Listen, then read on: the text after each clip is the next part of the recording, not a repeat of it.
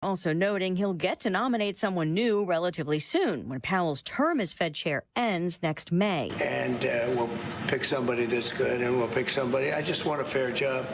We want to see lower interest rates. Our country deserves it. The Fed has been holding off on rate cuts in part to gauge the impact of Trump tariffs. During an Oval Office meeting with the Prime Minister of Bahrain, the president telling reporters he'll have some pretty good deals to announce after tariff letters to multiple trading partners on rates that kick in August 1st. The president also facing another round of questions about Jeffrey Epstein, accusing people he now calls past supporters of buying into a hoax. All it is the Republicans, certain Republicans got duped by the Democrats, and they're following a Democrat playbook, and no different than Russia, and all the other hoaxes. He says the Attorney General can release any credible evidence and has, but some conservative figures have been critical of a Justice Department memo closing the case, concluding Epstein did commit suicide while awaiting a sex trafficking trial, and the Attorney General's denial he had a client list. Some in Congress trying to force the release of more files. Secretary of State Marco Rubio blames historic rivalries in Syria after Israel launched airstrikes on Damascus, demanding protection for the minority Druze population. We've been engaged with them all morning long and all night long with both sides, and we think we're on our way towards a real de-escalation and then hopefully get back on track in helping Syria build a country and arriving at a situation there in the Middle East is far more stable. This after a ceasefire between the Syrian government and Druze leaders broke down. America is listening to Fox News. Sometimes an identity threat is a ring of professional hackers. And sometimes it's an overworked accountant who forgot to encrypt their connection while sending bank details. I need a coffee. And you need LifeLock, because your info is in endless places. It only takes one mistake to expose you to identity theft. LifeLock monitors hundreds of millions of data points a second. If your identity is stolen, we'll fix it, guaranteed, or your money back. Save up to 40% your first year with promo code NEWS at LifeLock.com. Terms apply. No one wants to leave behind stress for their family. That's why a trust or a will is so important. Without one, your assets might go to the wrong people or leave out loved ones. Also, probate is long, expensive, and often avoidable with a revocable trust. Trustandwill.com makes it simple to create a personalized estate plan. A trust or will provides clarity and peace of mind. Get 20% off on your estate plan documents by visiting trustandwill.com/radio. Air Comfort Service, heating, cooling, and insulation. Weather. Long overdue. The dry pattern continues. Delightful going through our Tuesday afternoon. Sunshine and 83 for the high. We will take it. Clear skies. Fantastic evening again. 62 for the overnight low. Wednesday sunny. Warm it up to 89 degrees. We still have not hit 90 plus this year. May have a shot at it on Wednesday. Thursday mostly sunny. 87. This is 97.1 FM Talk. Chief Meteorologist Dave Murray. You're listening to the Annie Fry Show Live, sponsored by Air Comfort Service Heating, Cooling, and Insulation. Time to schedule your air conditioner service. Get not just your AC, but your entire HVAC system checked for $19 a month with the Preferred Partner Plan, and stay cool this summer. Visit aircomfortservice.com. That is exactly what I needed to hear. Thank God someone here knows what you're talking about. That's us. That's right. Gotta love this American ride. You need to take the time and get the full picture.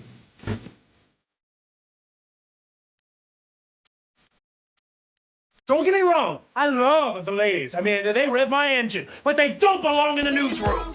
It is Anchor Man, not Anchor Lady. What do you want from me? I'm not a married sweetheart. Goodness sake, kid, keep your voice down. Your father's listening to the radio. I'm not a married sweetheart. This is the Annie Fry Show. Happy Wednesday. Welcome to the Annie Fry Show. You're listening to 97.1 FM Talk. We're glad that you are here. The president, again, having another meeting in the Oval Office. And the topic came up once again, a topic that, of course, we've heard quite a bit of as of late. And it's, to me, in my mind, it's like the new big, beautiful bill. Like, it's a big deal. We need to talk about it, but I am done talking about it. This might even be the same type of attitude you take towards it, but it feels as though the Jeffrey Epstein issue is peak interest for anybody who's been following politics, for people who have been invested in the campaign, who have watched cover-up deep state bureaucracy run the country in the face of the American voter, the citizen, the electorate that is supposed to be able to have a supreme rule over the country. You have your say, you send somebody to the Oval Office, and some of those individuals seem to be questioning whether or not Donald Trump is actually up for the job. Now, the YouTube poll for today is President Trump off course on the Epstein issue. Every time I feel like, I got a pretty good handle, I think, of what's going on here, something develops, something happens, and at least just an hour or so ago, it sounded a little bit like this from the White House. The auto pen had a policy, which is, by the way, I think the biggest scandal. That's the scandal they should be talking about, not Jeffrey Epstein. The scandal you should be talking about is the auto pen, because I think it's the biggest scandal, one of them in American history. So the economy is doing really well, and people are seeing it. Yeah. Will you ask Attorney General Pam Bondi to release more documents to finally put this controversy to bed? Yeah, whatever's credible, she can release. If a document is credible, if a document's there that is credible, she can release. I think it's good. But it's just a subject. He's dead. He's gone, and all it is the certain Republicans got duped by the Democrats, and they're following a Democrat playbook. And no different than Russia, and all the other hoaxes. They're started by the Democrats, and some Republicans, in this case I was surprised, but they got duped. But have you talked about it? Have you talked about it with her the last witness? President, first of all, so that's the president sitting in the White House, and he gets the Epstein question again. The first time that we really saw this come up in this light, the way President Trump has been approaching this issue here, was the cabinet meeting that took place, I think it was last week. And President Trump was offered a question that was also centered towards Pam Bondi, who's the Attorney General of the United States. And the question was, you come out and you say he killed himself, Jeffrey Epstein killed himself, and there's no client list. Before Pam Bondi was in a position to answer that question, President Trump, as he is apt to do and has the authority and the place, of course, to do, he's the president of the United States, jumped into the middle of the question and was like, here, let me talk about this for a second. And he started with this duped phrasing around the Epstein issue. He started with this suggestion that somehow or another, anybody like you or me who's sitting here going, well, no, I certainly would like some answers here, that somehow we're the ones who are a little crazy surrounding the issue. Like, why would you even be into that anymore? Why are you even concerned about that? And what we're missing here on our side of this issue, doesn't seem like a big enough word to describe it. What we're missing is, to me, a large piece of information that he has access to and knowledge of that makes whatever he's saying make some sense. We don't have that. And so therefore we haven't been able to consume that information that tells us Epstein's been a Joe Biden BFD.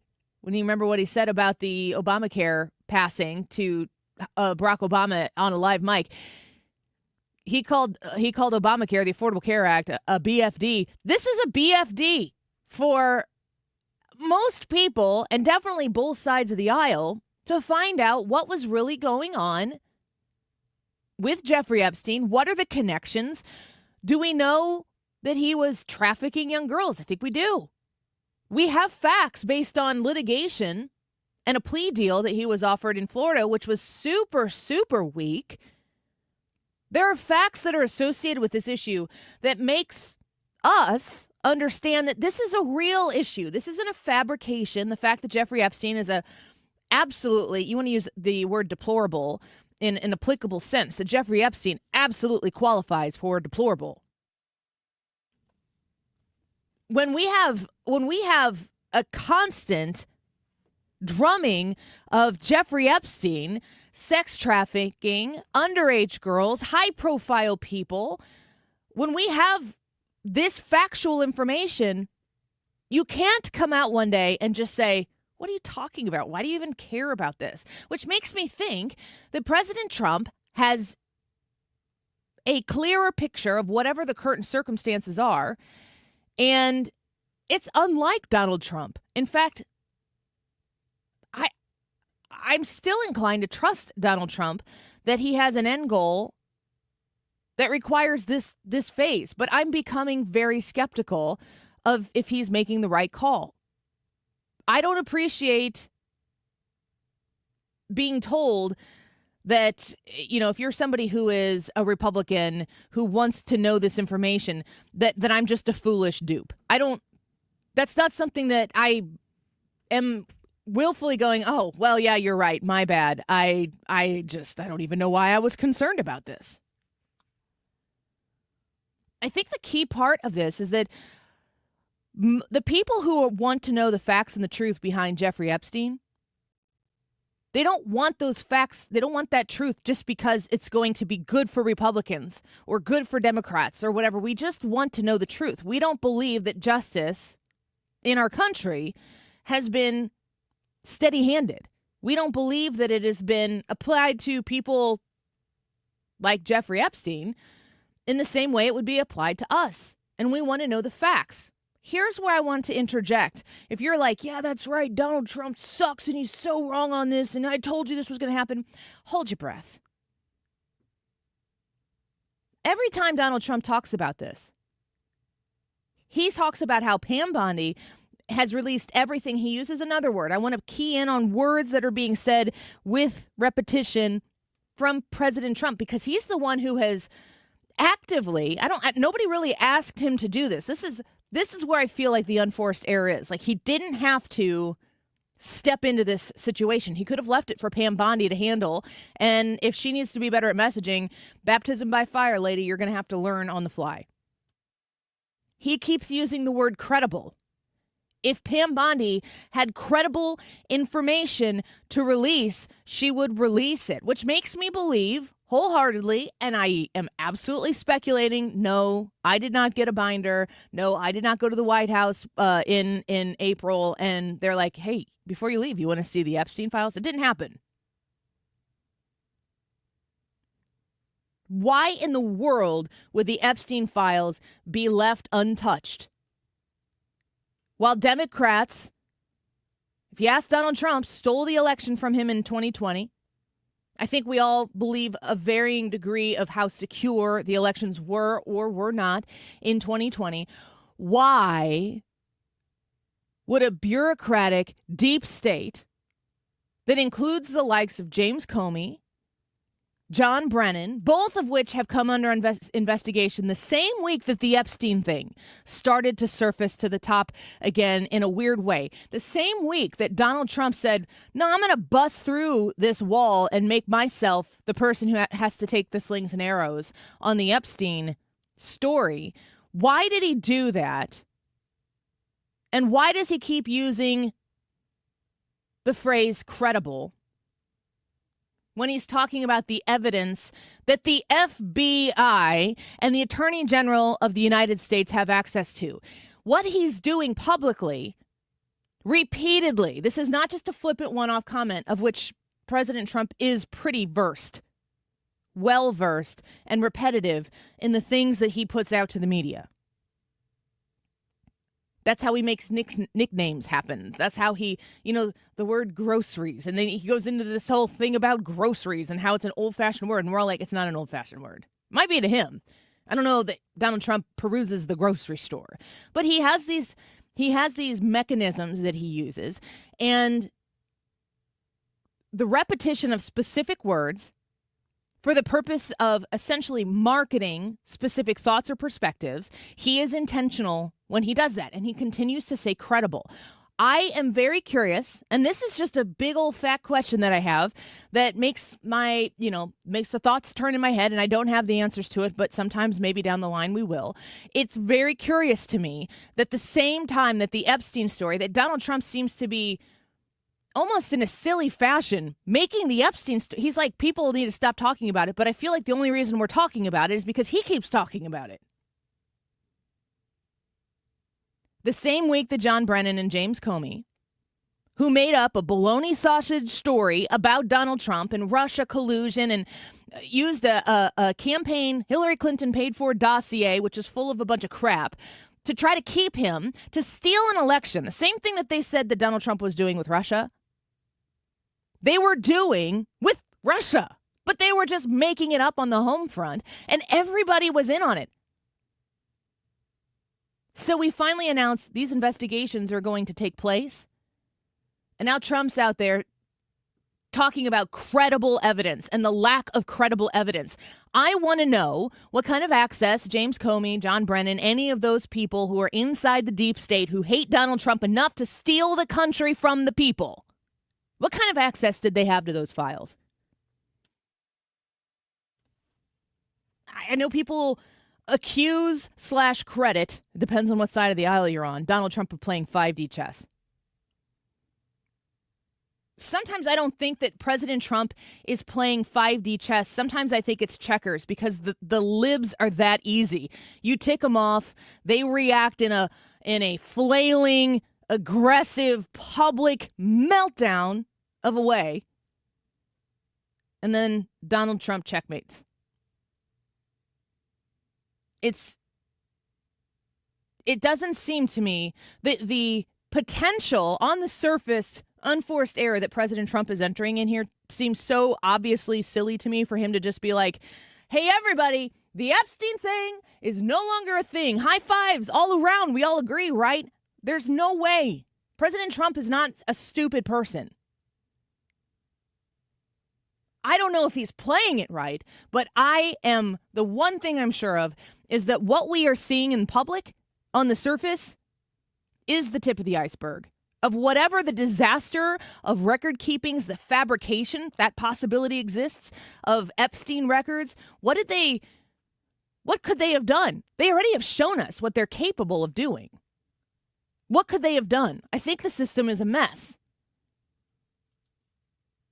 And I have no idea what Jeffrey Epstein's, the ultimate truth, the full truth about it. I think Americans need to be prepared that the actual truth about what surrounds Jeffrey Epstein maybe isn't as absolutely shamefully salacious as many have made it out to be. But we have plenty of evidence. Evidence that has been put into a place where he's had a deal done with the courts. There have been situations where evidence has been presented. We, the people, have enough as evidence to be incredibly skeptical, and the quietness of the investigative departments to release this information to us, and now the president coming out and saying, don't talk about it anymore, it's a non-issue, that makes us all even more interested in finding out what's done. So much so that this is the wrinkle that I find super interesting. The Democrats are super interested in getting this information out now. I have no answers. I'm sorry if you came here to get all the answers. I have questions, and I assume that you probably do as well. I wanted to use this next segment here on our show, a couple segments if we get enough calls, to ask you if President Trump is off course on the Epstein issue. So you can call us and we can chat about this, and you can let me know. You can let Trump have it. You got to obey the FCC guidelines and be respectful. Those are the only two rules here. You don't have to agree with me. You can agree with everything I say. I would love to hear from you, though. 314-241-9797. 314-241-9797. That's the number to call. You'll get to us directly. 866-455-9797, toll free if you want to. Is that even a thing anymore? I guess it might be. I don't know. Just call the 314-241-9797 and tell us, is President Trump off course on the Epstein issue?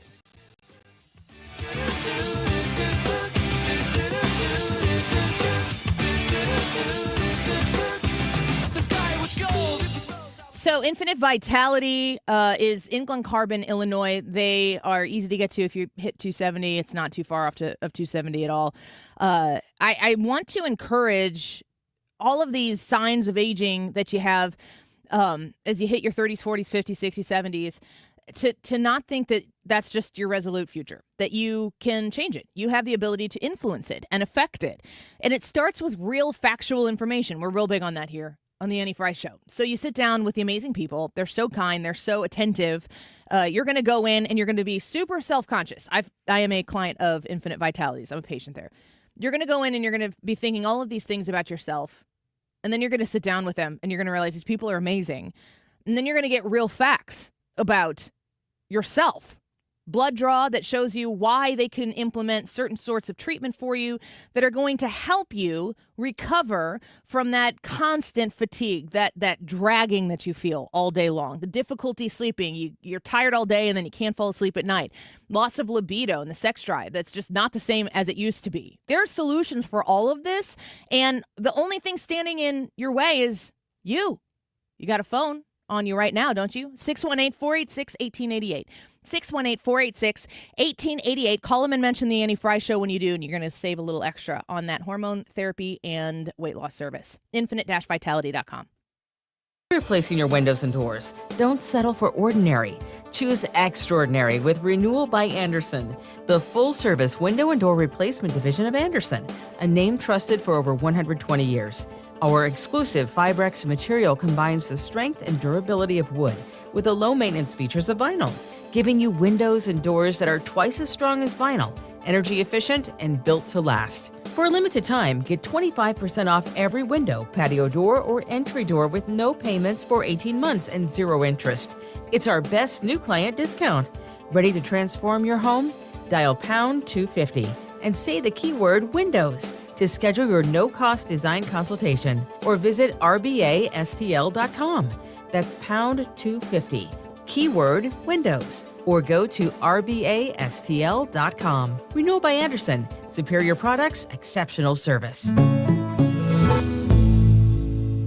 Hey, it's Mark Reardon with news for listeners who, like me, want to learn more about Bitcoin. Bitcoin Ben's Crypto Club is coming to St. Louis later this summer. The Bitcoin Ben Crypto Clubs teach members what Bitcoin is, how to buy it, how to safely store it, and how to avoid scams. And we'll connect with others like us who want to learn more about crypto. St. Louis will be the 7th club nationwide and Ben's hometown. If you want to know more about Bitcoin, you need to know Bitcoin Ben. Learn more at bitcoinben.io. That's bitcoinben.io. I'm Ultima Morgan of Morgan & Morgan. Every time one of my children started driving, it was terrifying. I am quite aware of the dangers being on the road. Thousands of accidents happen across the country. We see it every day. These families' lives will be changed in an instant. We fight for these families as if they were our own. We've become America's largest injury law firm by winning cases just like these. If you've been injured in a car accident, call us. Injured? Dial pound law or visit forthepeople.com for an office near you.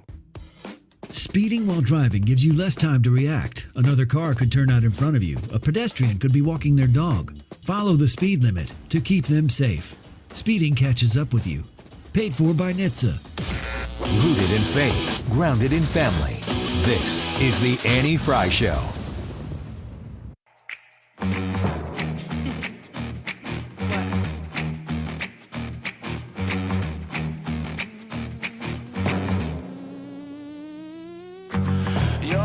Follow like a spotlight, 2 eyes like the sun.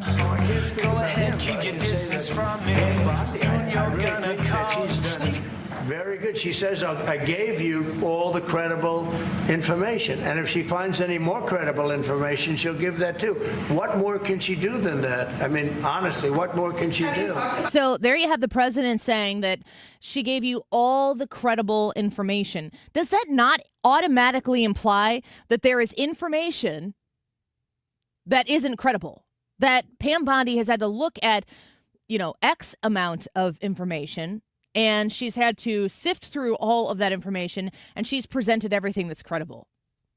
I don't know what that means, and I don't, do we trust Pam Bondi to sift through that stuff? I'm inclined to trust her. What do we know?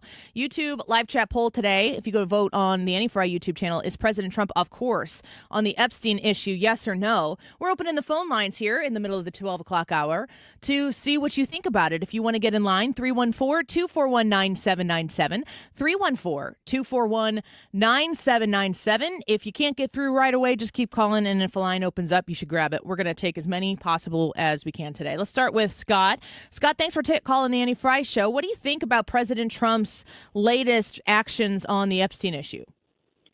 Hi, Annie. Thanks a lot for taking my call. Look, I've been listening to you guys for a while. I'm a first-time caller, but I've been on for a while listening to you. Thank you. I trust the Fox News most of the time.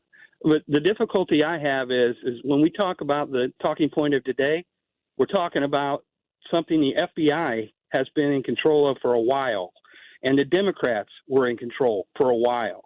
So the information that they have, they skew. And we know that they never put forth the right information when they have it. And so we know they're going to manipulate whatever information they get, and they're going to use it to try and divide Republicans and divide MAGA and all of the things that have been going on, because that's all they've got to fight against us. The thing is that as Fox News, it's very important that we at least understand. He was talking earlier, you mentioned that the people that he's talking to us. He's talking about our ability to understand or our ability to reason. And I believe he was talking about congressmen and senators. Okay, because they're being manipulated by Democrats all the time when they go against the things that they're talking about. We've got multiple people that are in place right now that we trust, and we need to be able to follow what's going on with the people that we trust. And here's the thing. If everybody comes against them because a Democrat talking point or because misinformation has gotten out in the past or people are assuming that something happened, then all of a sudden we can't trust the people we think we can trust. All we're doing is we're dividing and conquering for the Democrats. Well, Scott, we need to go ahead. Oh, you can finish your thought up there. We need to stay together on the things that we know are true. We're seeing the things that he's doing, the things that the Congress and everybody has come along and are going ahead and voted, but they're constantly trying to divide them now. What more would be easier to divide us when they start talking about child molesters and all the people that have never been named that recognize that they were child molesters too? Yeah, we need to understand those people are being prosecuted and go where they belong. But the fact that they're able to divide us, it's important for Fox News and all of the news channels that really want to tell the truth to understand whenever the Democrats get a talking point, they're going to manipulate it every time. Scott, and it's always to divide us. Thank you for the call. And really, thank you very much for listening to the show and for calling in to weigh in on this issue. This is an issue that is going to it's going to weigh heavy on a lot of people. This is something that kind of consumes your whole brain when you start looking into what was actually taking place with Jeffrey Epstein. It is very, very burdensome to know that this type of behavior was taking place, and it's unfathomable to think that it was permitted to take place. Let's get to Jerry. Jerry, thanks for calling the Annie Fry Show. Is President Trump off course on the Epstein issue? Yes or no? I would say yes. Okay, and why do you think that? I just think he's covering it up. I really do. I do not trust his, what he's been saying. It just seems like first of all, I'm more so concerned with the fact that a lot of conservative commentators were so gung-ho about something about Charlie Kirk. And I was like, look, for the months preceding the election, he was always constantly talking about Epstein. And then suddenly he gets a call from Trump that there was reporting that Trump was going out calling a bunch of conservative talking hosts, being like, don't talk about this. And next thing you know, Charlie Kirk's episode comes out the next day and he's like, yeah, as far as it goes about Epstein, I'm not really concerned about it anymore. So, Jerry, that's something you could go look at Charlie Kirk's X profile right now. He is doubling down on the Epstein issue. He is not at all pulled back on the Epstein issue. That's not actually factual information. There was a push among certain social media areas to try to peg that on Charlie Kirk, and Charlie Kirk caught wind that was taking place, and he's like, oh, no, that's not at all. To the point where he actually gave a numbered list of all of the things that need to happen right now with the Epstein issue on making sure the information is made public. So I know that that's out there, and I know why you think that because it's been publicly put out there, but it's not actually the case. Okay, noted. But even then, I'm still concerned that, I've always had issues with Trump. Sure. He's been a corporate New York Democrat prior to him, turning over to the Republican Party to, I personally, I've argued with many people about this. I think he's a grifter. I think he is an opportunist. And to be honest, I think he's implicated in a lot of these Epstein files. He has run in the same circles as many of the people that many Trump supporters, think is also on these lists. He's in those same circles. And it is in his interest to make sure that this information does not go out to the public. So, And Jerry, I would like to have a conversation here with you. I appreciate you calling the show, and I completely respect that Trump's not your guy. Understand that, respect your right, and I'm glad that you're willing to listen to the show and call in and have a discussion about it. Do you really think, though, that like in the Biden years when he was the president, that if they had these files and Trump was implicated in it, that it wouldn't have come out? Well, that's the thing, because many Democrats are also implicated in it. It's a bipartisan, elite kind of both sides of the aisle implication in what is going on here. It's both corporate Republicans and corporate Democrats, of which, Trump is a What do you think that What do you think Donald Trump is guilty of? I think he has done some really shady things, probably on the island. I don't know. I can't say. I don't have access. There's no the flight logs have been released, and he's never been to the island. But he has, on several occasions, cavorted with Epstein. Do you know about Jeffrey Epstein being? Do you know about Jeffrey Epstein being at Mar-a-Lago and the fact that he was acting inappropriately with some of the wait staff, and Donald Trump bounced his butt out of there so fast and said, "Don't come back"? Okay, great, wonderful. I'm glad Donald Trump did that, but I still don't trust the man. Like, you can't run in these kinds of circles and not participate or, turn a blind eye to several things that are going on in front of you. And to me, like, if you're I find like pedophilia and this kind of the actions committed by many of these people absolutely heinous. And if you know what's going on and you don't speak up, that kind of makes you complicit. I mean, in all of this if too. you had found evidence of somebody who was associated with President Trump, this is hypothetical. If you had found evidence, if there was some sort of record that was kept of President Trump, like being in a place with a young girl where, they were in a state of undress, and that was out there, that would be pretty bad, right? Right. It would be disgusting. So we have that of Joe Biden. Right. And I don't like that guy. He's awful. Okay. He's shit. Sorry, pardon me. Dump I that. shouldn't say that. No, you can't say that. I'm sorry. I'm going to let you go now for that. I do agree with the sentiment with Joe Biden. I mean, I just think that we go back and forth on who's bad at what because of our political affiliations. And there is I can't stress this enough. There's no evidence that suggests that Donald Trump had an inappropriate relationship with Jeffrey Epstein. I think that Donald Trump probably knows things about Jeffrey Epstein from being in those circles in the way that Jerry kind of ascribes him to be around. I think he knows things about Jeffrey Epstein, and we actually have evidence that shows us that due to his knowledge of who Jeffrey Epstein is, Donald Trump is one of the few people we have on record who took action against Jeffrey Epstein and told him to take a hike as to not be around these people that were in his employ in Mar-a-Lago. So when he's running his business, and yes, he's a bazillionaire. Yes, he has a very, very valuable estate in Mar-a-Lago, more valuable than some Democrats might think. And when he's running this and there are young women there and Jeffrey Epstein's acting a fool around them, Donald Trump tells him to go away. There is no evidence that Donald Trump was ever at the island.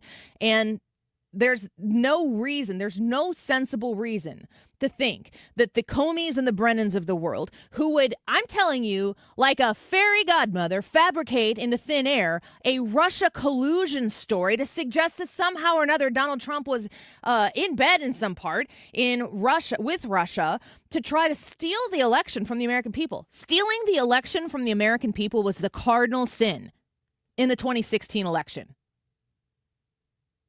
Hillary Clinton paid for it, manufactured it, ran it out to a willful, just insatiable media that wanted to lap it up. They ran with it. People still think that that's part of the fabric of truth.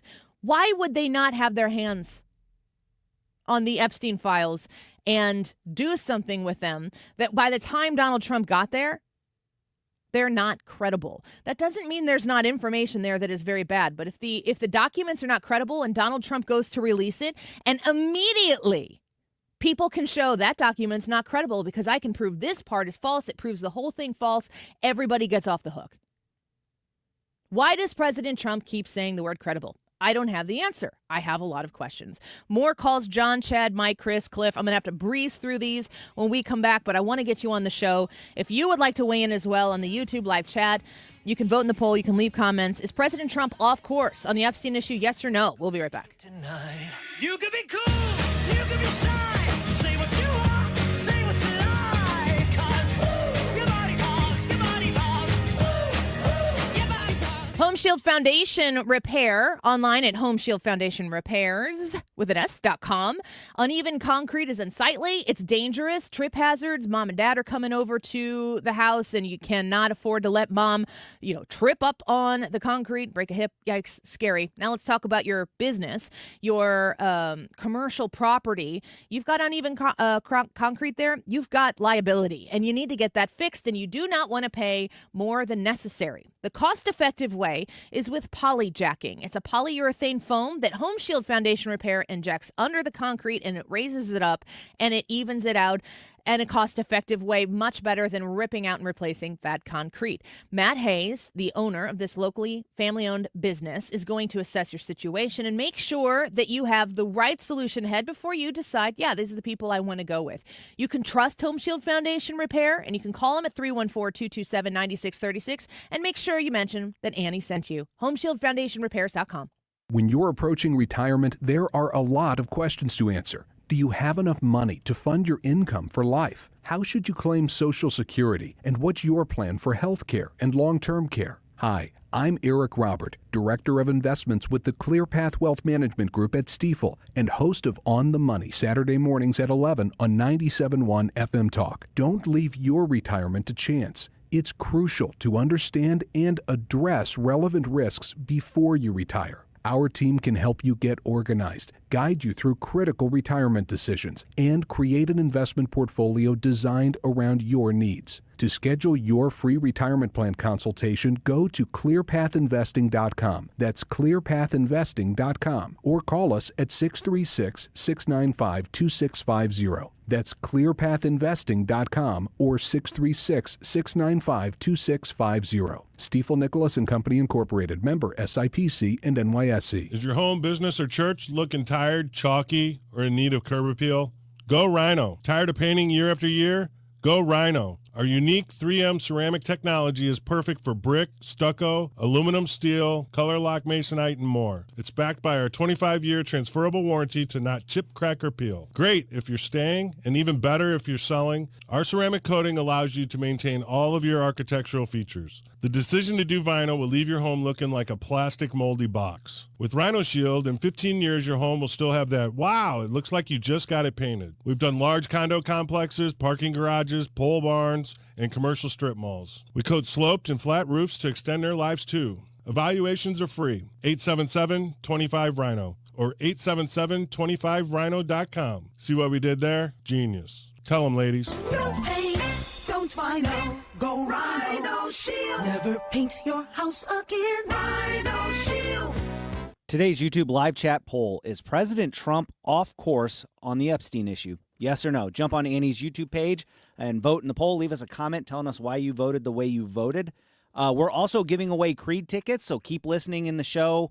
You never know when that sounder might play. Be the 10th caller, I believe it will be, and you could win some Creed tickets. So keep listening, and the time right now is 12:38. This time check is sponsored by Jerry Kelly Heating and Air Conditioning. It's time for a $98 AC tune-up. Your voice, your values. 97.1 FM Talk. St. Louis Conservative.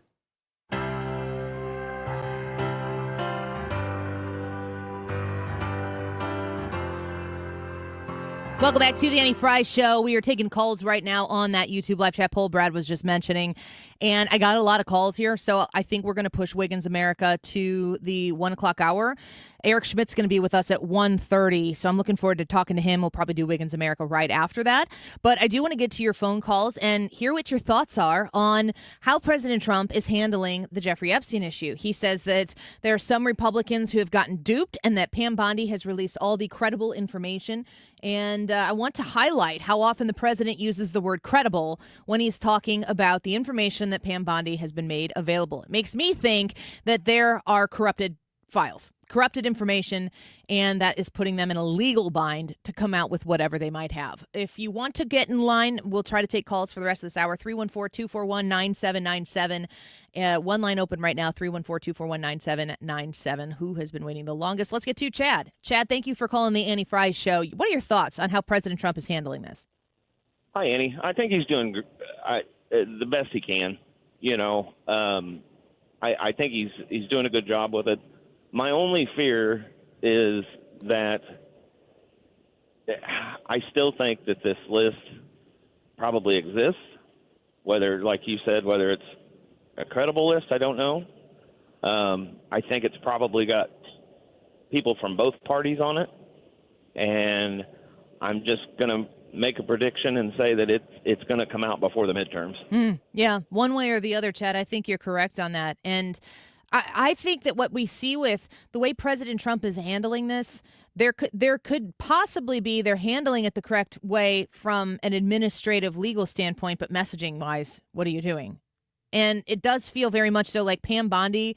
I remember when they handed out binders at the White House, and there were a lot of people going, binders, really? It was like the Epstein files, and it was like volume 1.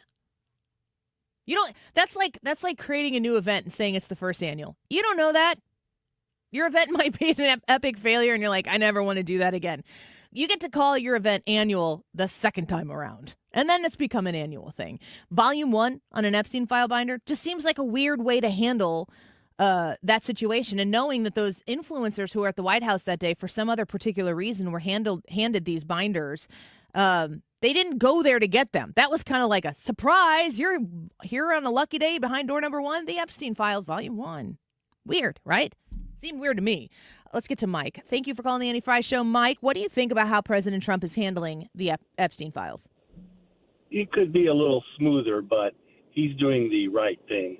The country does not need this OJ times 50 when we really want to focus on, Comey and everybody else. And the thing is, we know that Epstein and Maxwell are guilty, and people did go to that island and probably could be proven guilty of heinous crimes, but a lot weren't, and they would be into the fray and branded for life, including their families. So I think he's doing it the right idea, but he could have smoothed it over a little bit more effectively. Yeah, Mike, thank you for the phone call. I think that's a good assessment of the situation. Ripper says on our YouTube channel, you can come to the Annie Fry YouTube channel, vote in this poll, and leave a comment. We might read it on the air. He says, I'm not sure off course is the right expression. I think the admin having to backtrack over previous statements has looked bad. Whatever they have, they need to come totally clean. You might agree with that. You might not. Let's get to Cliff. Cliff, thanks for calling the Annie Fry Show. What are your thoughts on President Trump's handling of this Epstein issue? Well, I kind of think you should just let it go, let it out, and let the chips fall where they may. The only thing I would like to know is how many times did a certain person visit that place? If he only went there one time, and then he knows what's going on, so he's going to stay away. But if that same guy went there 15 or 20 times, something's up. Yeah. Now, you don't really know. We don't need to see the girls. They can blur all their faces and everything. Let's just see how many guys were there dancing with the girls. Let's see who all that was. And then you'll see and that's what I think that's the big problem. Too many prominent people were there multiple times. Yeah. Thank you for the call, Cliff. It's good to talk to you about that. I think that the frequency, the repetition, yes. I will say, to what Cliff said there, if you went there one time, I don't think you went to his island and you thought it was just like, the resort over in the Bahamas. I think people who went to that island knew what was at that island. So if you were there, I think that's bad enough as it is. Maybe I'm wrong on that, but that's my assumption on it. John, thank you for calling the Annie Fry Show. How do you feel about President Trump's handling of this issue of Jeffrey Epstein? You there, John? Go ahead. Yes. In today's Wall Street Journal, there was an article by Alan Dershowitz called The Inside Scoop on Jeffrey Epstein. and subtitled, "I was his lawyer. I know things that court orders won't allow me to disclose." Basically, what Dershowitz says, and I've never been a Dershowitz fan, but that there was no, quote, Epstein list. There's just clients that the court is aware of, and the court orders won't allow anyone to release those names. You know that if there was anything implicating Donald Trump in there, it would have been leaked long ago. Yeah, I agree. And Dershowitz says that there are no current elected officials from either side that were involved in that court case. I don't know where do we go from there, but that's what Dershowitz says. You said Wall Street Journal? Yes. All right, John. Thank you for the tip. I appreciate that. I saw Dershowitz talking about having seen the documents, being sworn because of non-disclosure agreements, that Donald Trump is not on the list. He is not implicated. There is no Donald Trump there. Now, before we get to a break, I want to take Chris's phone call because I hear people saying this, and I think it's a good point we haven't talked about yet. Chris, thanks for calling the show. Your thoughts on how President Trump is handling this Epstein issue? Yeah, thanks for having me, Andy. So I have kind of two things that I'm going to just kind of shoot at, and then you can talk or whatever on. But the first one is that have we ever, obviously all these people are like, oh, they need to put out this list, and they need to put out this list. But, I mean, if you have any sense where there was maybe some ties to Mossad at some point, that there was talks around that, or even our CIA or anything like that, I mean, you maybe have to put into place. And I think if they came out and said this, I think the people would kind of be like, oh, okay, that makes sense. But if they just took, let's say, these videos and they're using them to say bribe or keep power over certain individuals, be able to move them in certain ways, maybe they're going, hey, we're not going to release that because we're using that information that we have on these people to kind of yield them to our beck and call. So you think that these files do exist, but the higher priority for them is leverage? I mean, again, obviously we know that something happened at this island. Nobody's stupid. We've been dealing with this and circling around this tub here for several years, and you got Maxine, who's in prison for crimes committed that deal with this island. So if nothing happened, why is she sitting on a 20-year bid right now? Yeah, I'm just, it's kind of confusing. Like, so she's sitting because nothing happened, but she got 20 years. Mm-hmm. So, and then the other thing I wanted to kind of touch base on, because Trump, I kind of feel sometimes he's a little bit of a chess player, and he has a good poker face. But if you remember when, the Republicans were running and we were pushing for this, Epstein was kind of on Kash Patel's mouth, Dan Bongino's, even Trump himself. It was, Epstein list, Epstein. You heard it all the time. And then the Democratic Party was quiet as can be. Yeah. They would never talk about the Epstein list. It was never brought up. Any interviews they did, you never heard any of them talk about it. And now all of a sudden Trump's kind of flipped that, like, oh, nothing to see here, move along. And now they're up in arms about the Epstein list. So, demanding it.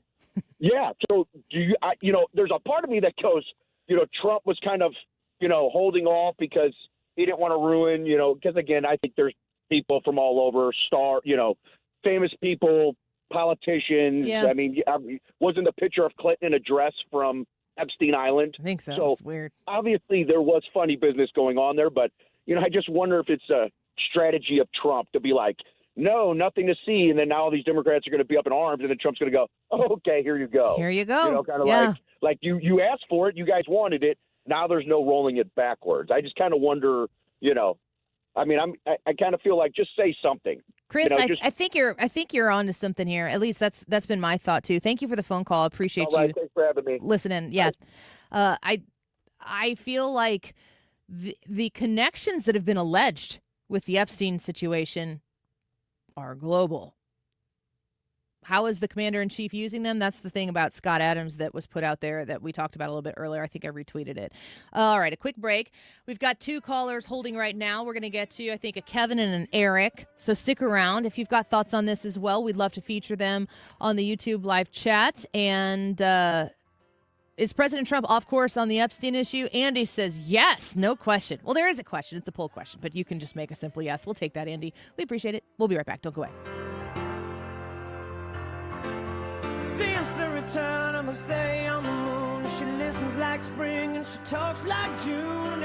Stewart's American Mortgage and the Bagel Loan. You could reach Stewie at 314-324-4440. That's 314-324-4440. Stewie helps you get through your mortgage process by getting you qualified for the Bagel Loan, which means you pay $0 in closing costs. You can shop around for lenders. I think that a lot of times somebody says, okay, you're going through the process here, and here's the lender you're going to call this number, just do what they say. I understand that. You trust people that you're working with, and so you take the recommendation and go. That's fine. Call them, but also call Stewie. Text Stewie and just say, I'm just kind of curious what kind of deal you can get me. And if you want every single bullet-pointed detail of how the Bagel Loan works, he'll give it to you. He's done that to me, and I understand it, and I'm a 2-time customer of it myself on refinances on my home. But you can reach him at 314-324-4440 and have that conversation yourself. He'll take text messages as well. Get your new mortgage, get your mortgage refinance by calling or texting 314-324-4440. Google the Bagel Loan for more information. NMLS number 226715. Mark Reardon isn't here to echo talking points. He challenges them. Smart, fast, and always original. The Mark Reardon Show. Weekdays at 3 on 97.1 FM Talk. St. Louis Conservative. Mark Cox here. Let me introduce you to my friends at the Lit Cigar Lounge in St. Louis, where luxury meets comfort. Premium hand-rolled cigars, an extensive selection of rare bourbons and whiskeys and craft cocktails. It's comfortable for non-smokers, too. They have a state-of-the-art ventilation system. They have private lockers and live music every Friday night, perfect for date nights or business meetings or just winding down. Visit litstl.com. Are you nearing retirement and don't know if you have enough money saved to retire? That is scary. Do you have a written retirement financial plan in place? Well, when it comes to retirement planning, the trusted team at Financial and Tax Architects are the best. They've helped people all over St. Louis retire with confidence. And that's what you want. You want to retire with confidence. Now, they offer a one-night, 2.5-hour adult education class called Retirement Planning 101. They hold these at colleges over the St. Louis area and in Illinois. No cost, no obligation, just learning. And at this class, you learn how to avoid costly mistakes, how to maximize your income, how to reduce taxes in retirement. So call them today, 314-888-5101, or visit fta-ria.com and take the first step toward a smarter retirement. 314-888-5101. Men, do you want infinite vitality? Are you experiencing difficulty trying to lose weight, having loss of muscle mass, or even a loss of libido? Maybe you have feelings or depression or just constant fatigue. Infinite Vitality has a solution for you. Ditch the dad bod and reclaim your mojo. Mention Annie and get a $50 credit towards hormone replacement therapy and weight loss services. Call 618-486-1888. That's 618-486-1888. Infinite-vitality.com. Smart talk, strong values. This is the Annie Fry Show on 97.1 FM Talk. Welcome back to the Annie Fry Show. We've been talking about Jeffrey Epstein, the president's thoughts on this issue. And he's kind of telling people, everybody just calm down. I don't know why everybody wants to know about this story. It's a non-story. It's an old story. And we're like, I don't know if I'm buying that. Benny Johnson sat down with Marjorie Taylor Greene yesterday. A lot of lies being spread about Republicans voting yesterday against releasing the Epstein files. That talking point is for the uninformed and the TDSers. I got to correct something real quick. Please. So it's being reported that House Republicans unanimously voted to block the release of the Epstein files, and I want to straighten out the record right now. That is not true. If I could vote, okay. If I could vote to release the Epstein files, guys, you would have my vote. I would vote yes. Here's what just happened. It was a procedural vote, and we have these all the time. It's called a PQ. It's voting on the previous question. And if the Democrats had won the previous question, which I know sounds insane, it's one of these crazy rules in the House that are hard to understand, that means they would control the House floor. And that means they could bring up anything. They could bring up impeachment articles against President Trump. They could bring up a whole package of insane Democrat agenda items and force votes on the House floor on these things. That's what we voted against. We never allowed Democrats to have control of the House floor because we control the House floor. Yes. So it's a misunderstanding. And it's an intentional misunderstanding. It's important for people to understand exactly what she's saying there. The Republicans and the Democrats alike did not vote on releasing the Epstein files. And I want you to pay close attention to who in your circle is trying to push this out to you. Those people take their marching orders on their talking points, probably on the daily. One last call before we wrap up this conversation for this hour here. Eric, thank you for calling the Annie Fry Show. What do you think about President Trump and his course that he has taken right now on the Epstein issue? I think he's doing the best he can, probably exactly what's right. But we don't know all the information, and he may not know all the information, number one. Secondly, I just want to give you kudos for the caller before last. TDS, you were just making perfect sense to everybody who's listening, but they can't hear it. They won't hear it because it doesn't suit their agenda. That guy was not going to accept facts that you were presenting no matter what you did. And it's just befuddling to me how I don't need to go any further. You get it. Yeah. Eric, I appreciate your phone call. Thanks for listening, and thank you for the comment. It's good. I'm glad I was able to get your call in. Here's the thing. His name was Jerry. This is what I want everybody listening to this show to understand, is that we have to be able to have conversations about these types of issues where people like Jerry, who do not like President Trump, I want him to feel comfortable calling in the show and putting out there what he thinks and what he feels, because there are other people listening to the show. I know it might be surprising. Sometimes it is to me that anybody listens to the show that think the way he does.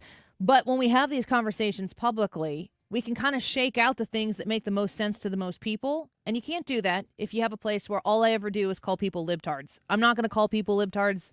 I don't think that there's anything valuable in that. But having the discussion and hoping that Jerry is still listening right now as well as Eric, that's a pretty cool radio audience to have. And I am so grateful for each and every one of you. Taylor Riggs with Fox Business and Senator Eric Schmitt in the 1 o'clock hour. Don't go away.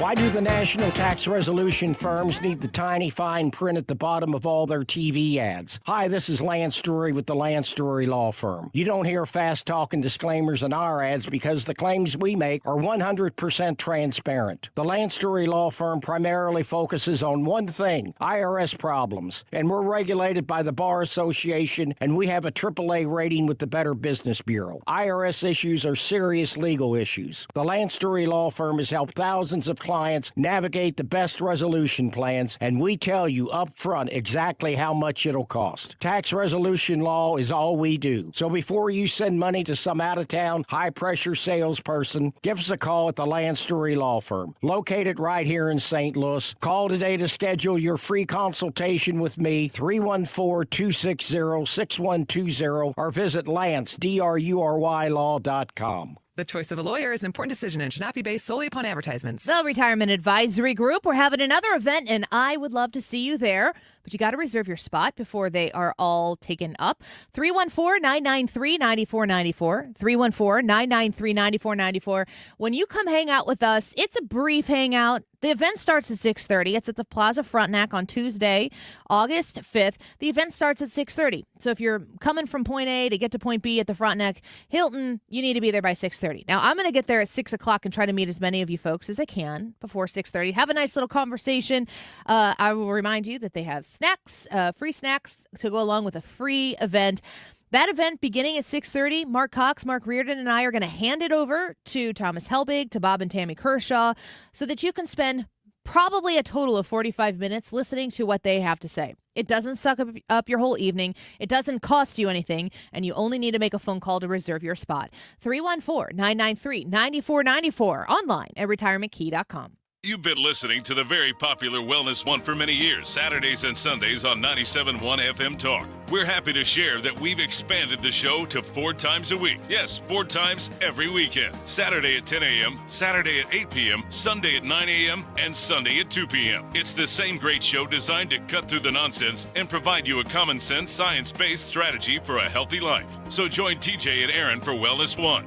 Now 4 times a week on 97.1 FM Talk. God, remember when the Queen of Carpet and the Princess of Pile were flying around the arch selling flooring? Andrea, that was the Queen of Carpet and the Princess of Tile. Oh, that's right. But we don't need shtick here at Best Buy Flooring. That's right, because our in-stock selection of carpet, carpet tile, sheet vinyl, laminate, hardwood, luxury vinyl plank, and luxury vinyl tile are already at low, low prices. Come see us at our 3 area locations, North County, South County, and Metro East. Open 7 days a week. Plus, free financing on approved credit. Best flooring, best selection, Best Buy Flooring.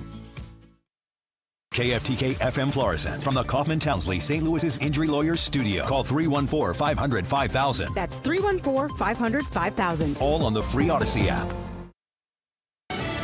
President Trump says they're falling for a hoax. On Lisa Brady, Fox News, as some Republicans question the Attorney General's decision to close the Jeffrey Epstein case. Fox's Jared Halpern at the White House. Republican lawmakers and conservative influencers are demanding more information about the Jeffrey Epstein sex trafficking investigation. President Trump says they're being duped. It's all been a big hoax. It's perpetrated by the Democrats, and some stupid Republicans and foolish Republicans fall into the net. And so they try and do the Democrats' work. The Justice Department has closed the investigation and says no additional documents or a supposed client list would be released. President Trump has dismissed criticism as a distraction from his administration's accomplishments. Well, Vice President J.D. Vance defending the Trump agenda in a Pennsylvania speech. If you're working in the United States of America, we just gave you a big, fat tax break. But if you're going to ship American jobs overseas, thanks to Donald Trump, you're going to pay a big, fat tariff. It's time to invest in our own country and our own people once again, and we're doing it. He's touting the tax cut and spending package that Democrats say will hurt millions of Americans. President Trump still pressing the Fed chair for lower interest rates. It's costing us a lot of money, and we fight through it. It's almost, the country's become so successful that it doesn't have a big impact, but it does hurt people wanting to get a mortgage. But he denies reports he's planning to fire Jerome Powell. The Fed's taken a wait-and-see approach to rate cuts as the president implements tariffs. The president's also criticizing cost overruns in the Fed headquarters renovation. Democratic Senator Elizabeth Warren accusing Republicans of using that as a pretext to fire Powell. The Fed chair reportedly asking the Fed's inspector general to review the project. America is listening to Fox News. Sometimes an identity threat is a ring of professional hackers. And sometimes it's an overworked accountant who forgot to encrypt their connection while sending bank details. I need a coffee. And you need LifeLock, because your info is in endless places. It only takes one mistake to expose you to identity theft. LifeLock monitors hundreds of millions of data points a second. If your identity is stolen, we'll fix it, guaranteed, or your money back. Save up to 40% your first year with promo code NEWS at LifeLock.com. Terms apply. No one wants to leave behind stress for their family. That's why a trust or a will is so important. Without one, your assets might go to the wrong people or leave out loved ones. Also, probate is long, expensive, and often avoidable with a revocable trust. Trustandwill.com makes it simple to create a personalized estate plan. A trust or will provides clarity and peace of mind. Get 20% off on your estate plan documents by visiting trustandwill.com/radio. Air Comfort Service, heating, cooling, and insulation. Weather. Long overdue. The dry pattern continues. Delightful going through our Tuesday afternoon. Sunshine and 83 for the high. We will take it. Clear skies. Fantastic evening again. 62 for the overnight low. Wednesday sunny. Warm it up to 89 degrees. We still have not hit 90 plus this year. May have a shot at it on Wednesday. Thursday mostly sunny. 87. This is 97.1 FM Talk. Chief Meteorologist Dave Murray. You're listening to the Annie Fry Show Live, sponsored by Air Comfort Service, heating, cooling, and insulation. Air Comfort Service is hiring licensed journeymen. Don't have a journeyman license? Air Comfort Service will help you get it. Get guaranteed hours year-round and more. Apply online at aircomfortservice.com. That is exactly what I needed to hear. Thank God someone here knows what they're talking about. That's us. That's right. Gotta love this American ride. You need to take the time and get the full picture.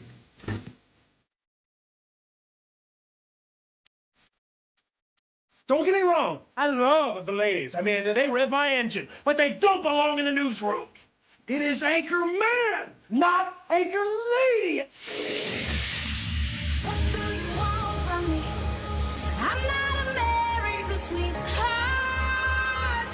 goodness sake, kid. Keep your voice down. Your father's listening to the radio. I'm not America's sweetheart. This is the Annie Fry Show. Payments start on August 1st. The only thing that's really sacred about August 1st is that's when payments start. So they have to start paying billions of dollars to you and people. Are you a citizen of the country? Yes, sir. All right, good. You'll be very happy because you're going to be getting a lot of money. Just like they found a budget surplus. We have a budget surplus of $25 billion. Everyone said, how did that happen? It hasn't happened in many years. It happened because of good management and tariffs. Well, just ask President Trump himself, and he'll tell you it happened because of good management and tariffs. A budget surplus. So we've had in the last week here news of a budget surplus, but also we got a report that maybe inflation has ticked up a little bit. What does it all mean? I know you, like me, are always trying to put this information together. It comes out, it's like a fire hose. Well, that's why we have wonderful people like Taylor Riggs, co-host of the Big Money Show on Fox Business, and the person who can put these pieces together for us. Taylor, welcome back to the show. Thank you for being with us. Of course, I'm going to do my best for you. Thank you. Just let us have it. What kind of economic news have we gotten this week as far as surpluses, but also inflation? Like, where are you at on these reports? Yeah, inflation, I'm really mixed. CPI, about a third of it felt like it was tariff related when it comes to inflation. That was yesterday. And that's the consumer price. But then today we got the producer prices, which usually lead. So if the producers are feeling inflation, they'll typically pass it back on to the consumer. But producer prices today showed a zero gain, 0.0% month over month. So we're getting a mixed read. Producers are not feeling any sort of tariff inflation. Yesterday's numbers show consumers are feeling about a third of that report felt tariff-y related.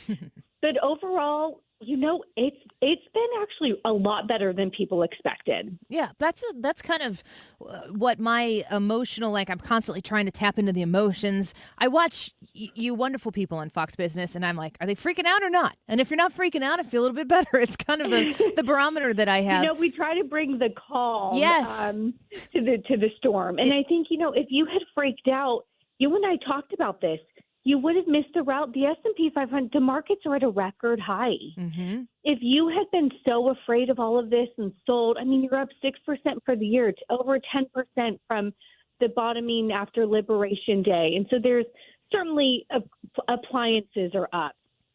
Certain apparel items are up.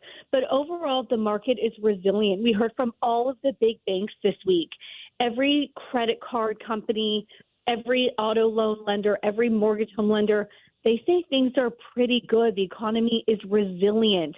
No one is defaulting massively on their credit card loans. So there certainly is a lot of good news out there. Yeah, absolutely. Taylor Riggs joining us right now, the co-host of the Big Money Show on Fox Business. You can follow her on X at Riggs Report.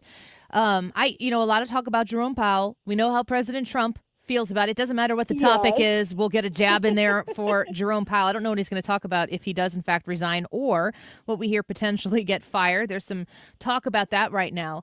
Do you anticipate action from if he still stays in this position for the next 10 months or so? Do you anticipate that he's moving in the direction of lowering rates?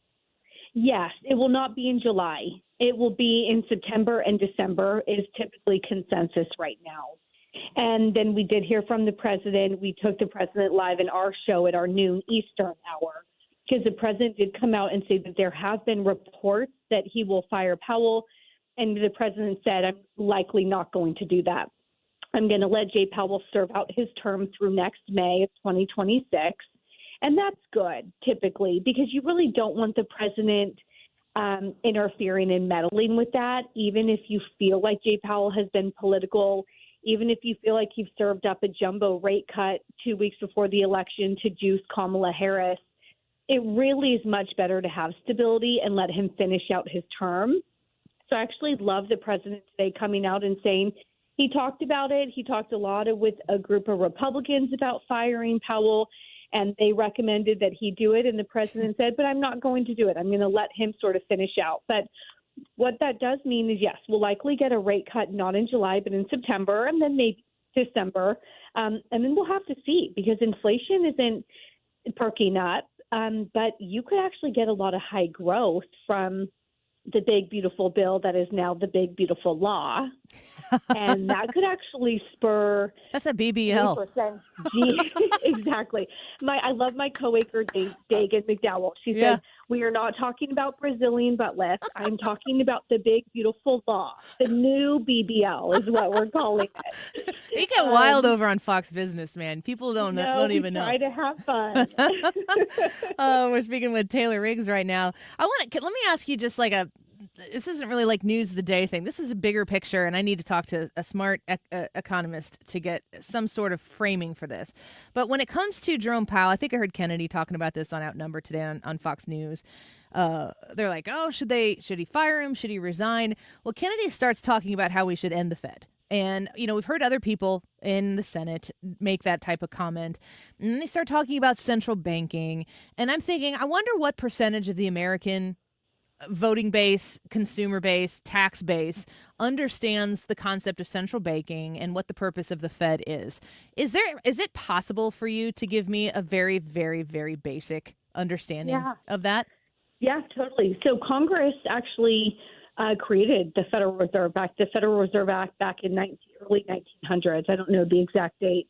Basically, think of them as a group of big academics, big economists who get around and have two jobs in America. One is maximum employment, which is effectively watch unemployment rate and make sure as many people as possible can have a job. Their second mandate, as defined by Congress, is price stability, which is inflation.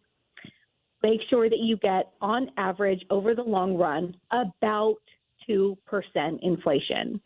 So the Federal Reserve about 100 years ago was tasked by Congress with this job. Love Kennedy. Oh my gosh, she's one of my favorite people here in this building, but I will disagree with her a little bit. She's a classic libertarian. I just don't think she likes government in anything. I'm a little bit more old school where, I don't always love these big academics and these big economists, but I do like having someone or a group of people who are mandated to really oversee the economy, make sure we don't have runaway inflation, to make sure that we are getting maximum employment for Americans. Now, we can agree and disagree with who's in charge, if they should be cutting rates, if they should be raising rates. But I actually think we should put less focus on them. I would rather us focus on fiscal policy, which is what I think our Congress has done, try to rein in spending and pass pro-growth laws that boost the economy. And then that diminishes how reliant we are on the Federal Reserve. And I think in the last 4 years, we really got away from that, where we were running massive budget deficits, boosting inflation because of all the fiscal spending. So then we had to compensate by turning to the Federal Reserve to bail us out via monetary policy. So I'd like to make the Fed less important by passing bills in Congress through elected leaders that are focused on fiscal policy, pro-growth, lower spending, responsible legislation. And then I think that's getting to what Kennedy wants, which is reducing how important and how often we have to talk about people like Jay Powell. And, you don't have to speak specifically to Jerome Powell, but you certainly can. There is danger, I'm assuming, in the Fed chair acting in a political manner? There is. We've had and I'm going to, confess, I come at this from a pretty traditional institutional background where, despite a lot of the complaints, I hope and believe and try to have faith in our institutions that we need Federal Reserve independence from Capitol Hill and D.C. There has long been traditions generally of monetary policy and the Federal Reserve making decisions despite what the president wants. I think that that's good. You do not want those people in cahoots together. That being said, I think people feel very frustrated after they're cutting rates right before the election, which we know always helps the incumbent, and then they refuse to cut rates now when inflation right now is lower than where it was last October when they cut rates. Right. So that's where then we kind of got a little tricky last year. And that's why people feel like, well, you weren't independent last year, but now all of a sudden you want to claim independence this year. Over the long run, I like independence. And look, doesn't mean that the president and the chair can't talk. They should be absolutely speaking. They should be having lunches every other week. They should be in communication because you have monetary and fiscal policy that should work together. But it doesn't mean that they each have to do what the other one wants. But they absolutely should be open conversation. Well, that's incredibly helpful, Taylor. I appreciate you walking us down that road, because a lot of what we end up hearing, you know, that the criticisms often come from a political base. So it's kind of hard to pick out of these. Everybody's entitled to their opinion. Everybody can assess a situation and throw it out. God bless America. But to get kind of a measured take on it, we're really grateful for yours, Taylor. Thank you for coming on with us again today. Always. My pleasure. Take care. Bye-bye. We appreciate you. She is the co-host of The Big Money Show on Fox Business, Taylor Riggs, at Riggs Report on X. All right, let's take a quick break. The YouTube live chat poll, we spent pretty much the whole first hour on this, took a lot of phone calls as well. Is President Trump off course on the Epstein issue, yes or no? We are divided on this, which is an interesting for those detractors who say that we're just a bunch of people over here who are Trump sycophants and we take our marching orders and go. Maybe you should go take a look at the YouTube live chat poll today and see how those results are shaking out. Amber said Americans need to see the Epstein files. We aren't going to be hindered by the fear that President Trump might be in them. We deserve to finally know the truth, no matter how bad it might be. If you agree with Amber, come vote. If you disagree with Amber, come vote and leave a comment. Let's take a quick break. We'll be right back.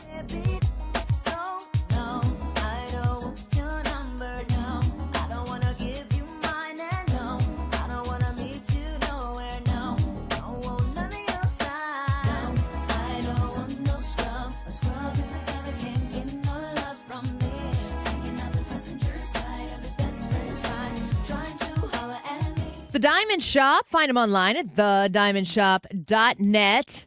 July is a great month to go in and visit the Diamond Shop because they have a great sale going on right now with 40% off all in stock, just beautiful jewelry that you can go in and look at and see. 6 months same as cash financing puts you in the window for Christmas. Is that scary? It is, but here we are. When you walk into the Diamond Shop, you're going to see the place is usually kind of buzzing, but they've always got someone there who's ready to talk to you and really learn about you. It's an experience in building a relationship with somebody because it's an investment. Now, your budget might be less than $100. They're going to be excited to serve you there. But if you are looking for something, maybe to mark a special occasion, to ask a specific question, all these types of things, you might want to hurry into the Diamond Shop here in July and make sure you can save. They've got a clearance sale that has started as well that you do not want to miss. They're located in Clayton, but online you can become a VIP and very often tack a little extra savings on the top of what they're already offering via sale. TheDiamondShop.net. 1 in 4 people surveyed by Bankrate.com say they're literally losing sleep because of worries that they may have not saved enough to retire. If you're ready to get serious about planning for your financial future, you could start by listening to the All Financial Hour with host Steve All of the All Financial Group. What are your wishes, hopes, and dreams? What's retirement look like for you? Because everybody, that picture is different. If you want assistance, we can also help you at that point. Tune in to the All Financial Hour with Steve All, Saturday mornings at 6, right here on 97.1 FM Talk. To have a roof over your head, a nice roof over your head, is very important. That's Rick talking about his experience with Rhino Shield ceramic coating. We got Rhino Shield 18 years ago, and they're very cooperative on getting us the right paint. They were in and out and done in no time. Once it was finished, looked great. We were very happy with it. The main reason Rick called Rhino Shield is because it's backed by a 25-year transferable warranty. We've watched a lot of people get their house painted 3 or 4 times, and we haven't had to do any of it. I don't know about you guys, but I don't want to have to paint it every 5-7 years. Take a tip from Rick and put down the paintbrush and call Rhino Shield for your free evaluation. 877-25-RHINO. 877-25-RHINO. Or visit 877-25rhino.com. We got Rhino Shield 18 years ago. Financially makes sense, especially if it's going to last like this did. Still looks great. Call now. 877-25-RHINO or 877-25rhino.com. Don't paint, don't Rhino, go Rhino Shield. Never paint your house again. Rhino Shield. Hi, my name is Christina Straight, the owner of Straight Realty, and I'm asking you, what do you want in a realtor? Do you want experience? I've been a broker for over 21 years. Do you want to know how much I've sold? I've sold over $500 million, yes, $1 billion with a B, in sales. Do you want value? I now list properties for only 2%. So, if you're looking for all these things and want the best, then call me 314-441-4444. Why pay more than 2? You can also listen to my podcast on my website, straightrealty.com. Commissions are not regulated and are negotiable. Straight Realty is a licensed broker in the state of Missouri. Speeding while driving gives you less time to react. Another car could turn out in front of you. A pedestrian could be walking their dog. Follow the speed limit to keep them safe. Speeding catches up with you. Paid for by NHTSA. Annie Fry is back because truth doesn't take a break. 97.1 FM Talk, St. Louis Conservative.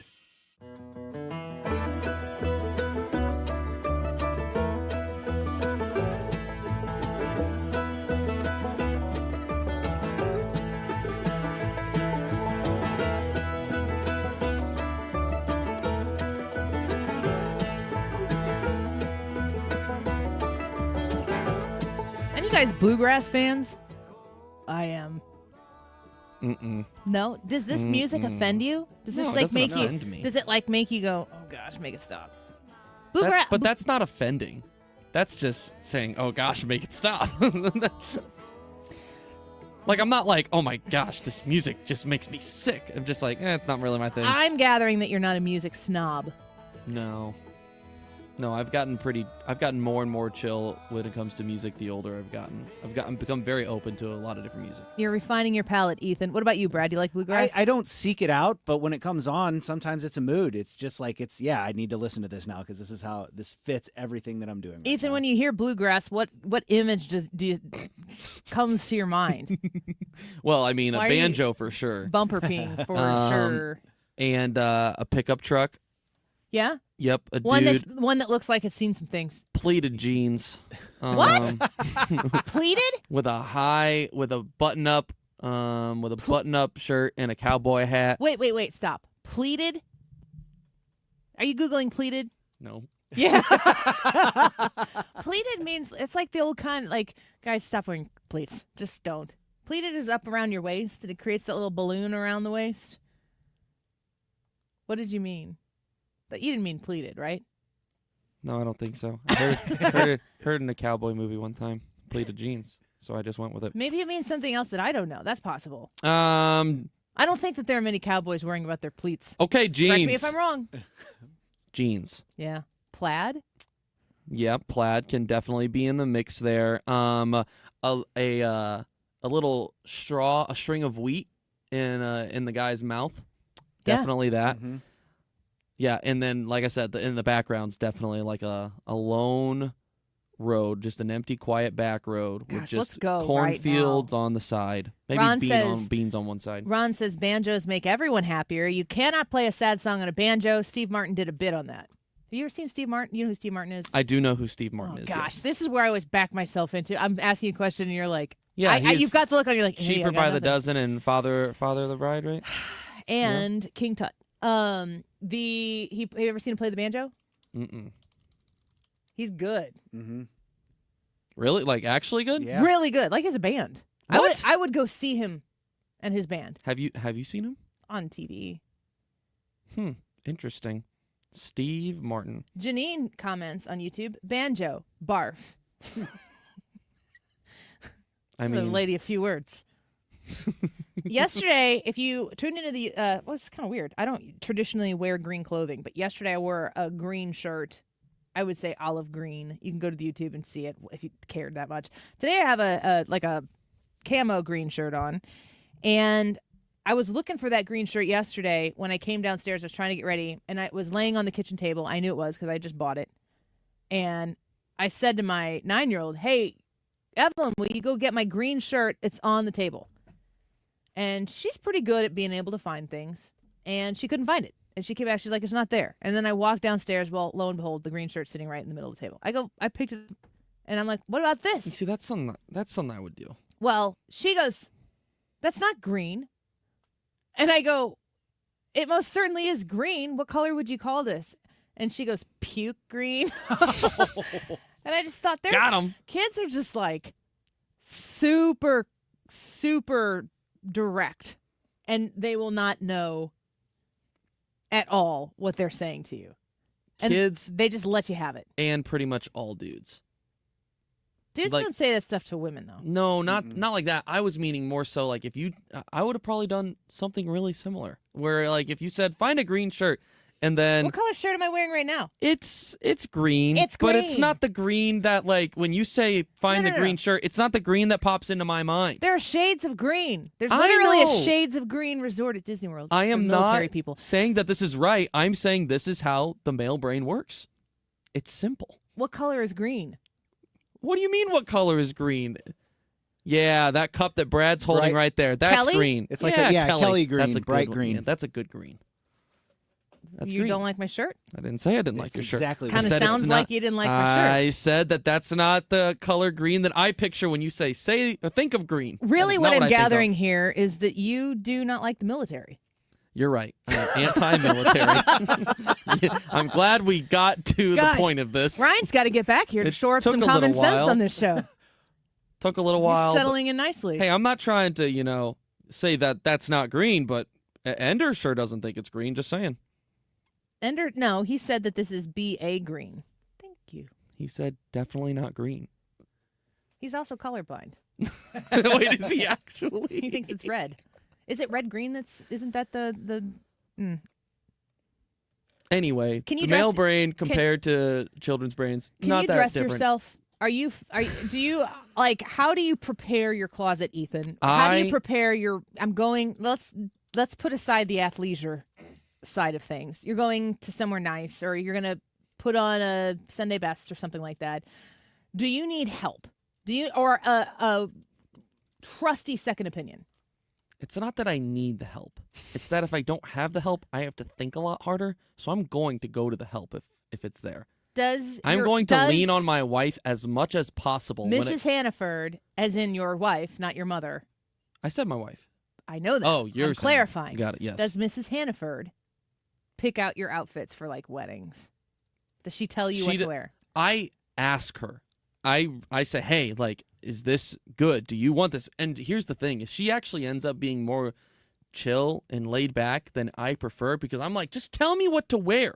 I don't want to have to make the decision. Is it because you're afraid of not looking nice, or because you're going to put something on and she's going to say, "Why'd you wear that?" Annie, let's be honest. I'm always going to look nice. It's never a concern Yeah, of that. I do. You go sit in the Ethan chair. Get out of the Ryan Wiggins chair. It's something with the chair, It I is. swear. I know, and Ryan is obsessed with these chairs. He can't stop talking about these chairs. Do you feel like if you don't get help that are you at all self-conscious that what you put together won't meet the moment, or does your wife come and say, Ethan, don't wear that? Well, I'm not concerned about I'm not concerned about getting picked on by her. I'm good laughing at myself. It's more so like, I don't want to, outshine her. I don't want to, be underdressed. And like we've talked about plenty of times on X's and Y's, women will go through 9 outfits before picking out what they actually want to wear. So to save me time, I'm like, hey, let me know like what you're wearing once you get to that point, and then based off that outfit, you can kind of just like pick what you want. I'm just curious if the end game here, like, does failure manifest in your own mind, or does it come from an outside source? I have already accepted, not even that it's going to be failure. I'm just going to have to work a lot harder to succeed. So I would in rather whose just eyes? say, Yours? in mine. So- Maybe in my wife's too. I'm just wondering that. Here's where this conversation got really difficult. As you said, excluding athleisure. Annie, like 85% of my closet is athleisure. Well, I know. I mean, it's really hard to go wrong with athleisure. Yeah. If you have nice athleisure, it Which just I- is. yeah. You've made a choice walking out of the house in athleisure already. Correct. So if you're going to a wedding, funeral, job interview, well, I'm not going to wear athleisure to those things. That's All of why a I'm sudden, asking what there's matters. just- You want there's- help in those instances. Yeah, because there's kind of limited options. It's kind of limited options. So we're working on it. That conversation has happened a few times. We're like, we need to add to your nice clothing collection, Ethan.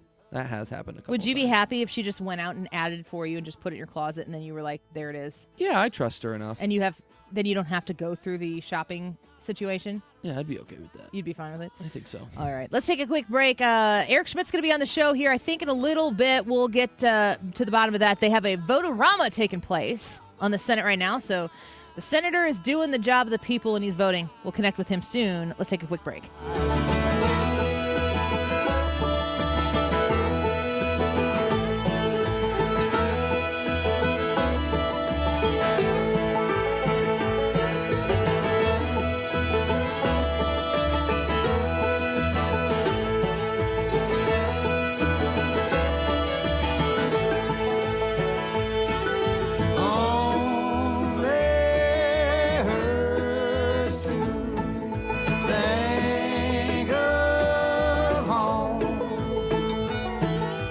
RulerFoods.com. You can save on groceries at Ruler Foods every time you shop, but the added bonus to shopping at Ruler Foods is that they have extra savings on top of you go to Ruler Foods, the stuff is going to be cheaper. And they have the name brands that you love. And all those name brands, they're going to come to you at Ruler Foods prices. They also carry Kroger brands. That's kind of cool. A lot of people who have shopped at Kroger, maybe in other areas of the country, you can buy those affordable Kroger brands when you go to Ruler Foods because they're affiliated. You can save right now on juicy blueberries, blackberries, and raspberries. Delicious, super healthy. Just 2 for $5 when you shop there at Ruler Foods. Crisp red and white seedless grapes, $1.88 a pound. When you're looking for a healthy, fresh produce, Ruler Foods is going to deliver every time. They also have Kroger 80% lean ground beef, sold for $4.49 in a 3-pound roll, $4.49 a pound. The options are endless. You put the foods in your carts, you check out, and you're like, oh my gosh, I can't believe I saved this much. Ruler Foods, you can put the zip code in on their website at rulerfoods.com. Find the one closest to you, even schedule a delivery and have those savings shipped directly to your door. rulerfoods.com. Hi, this is Steve Butts with the Crawford Butts Insurance Agency. I know we're all experiencing sticker shock when you get your insurance premium. Now more than ever, you need an independent insurance agent to find the best value for your family's insurance needs. Crawford Butts, family owned and operated for more than 60 years. Please give us a call at 314-752-2500 or at crawfordbutts.com. You want to retire soon, but everyone keeps telling you to wait until you're 65. After all, that's the age that you qualify for Medicare and you're close to full retirement age. I'm Marvin Mitchell, president of Compass Retirement Solutions. In my new book, Retire Early, The 9 Critical Decisions When Retiring Before 65, I discuss proper planning to help make early retirement possible. When to take Social Security, what to do with your 401k, health care, how to maximize retirement income, and much more. Get a complimentary copy of Retire Early by calling 1-800-743-8510. That's 1-800-743-8510. Can you retire early? Call 1-800-743-8510 for your copy of Retire Early, The 9 Critical Decisions When Retiring Before 65. Investments and services offered through Compass Retirement Group, a registered investment advisory in Missouri and Illinois. Compass Retirement Solutions is not affiliated with the U.S. government or any governmental agency. Hey guys, it's Mark Reardon. If you're struggling with low energy, performance issues, or weight gain, Game Day Men's Health has got you covered with testosterone therapy, ED treatments, and more in all of a relaxed man cave environment. At Game Day, you'll get a free testosterone test and consultation, all in just 1 hour. Game Day is the premier men's health clinic with locations in Chesterfield, O'Fallon, Missouri, and Glen Carbon, Illinois. Visit GameDayMen'sHealth.com. That's GameDayMen'sHealth.com. Get back in the game with Game Day Men's Health. The YouTube live chat poll, is President Trump off course on the Epstein issue? Yes or no? We want to hear your thoughts. Just here about an hour and a half from now, right before the end of the show, we will be sharing those results, so be sure to go and vote on the Annie Fry Show YouTube channel. The time is 1:33. This time check sponsored by Jerry Kelly Heating and Air Conditioning. It's time for a $98 AC tune-up. JerryKelly.com.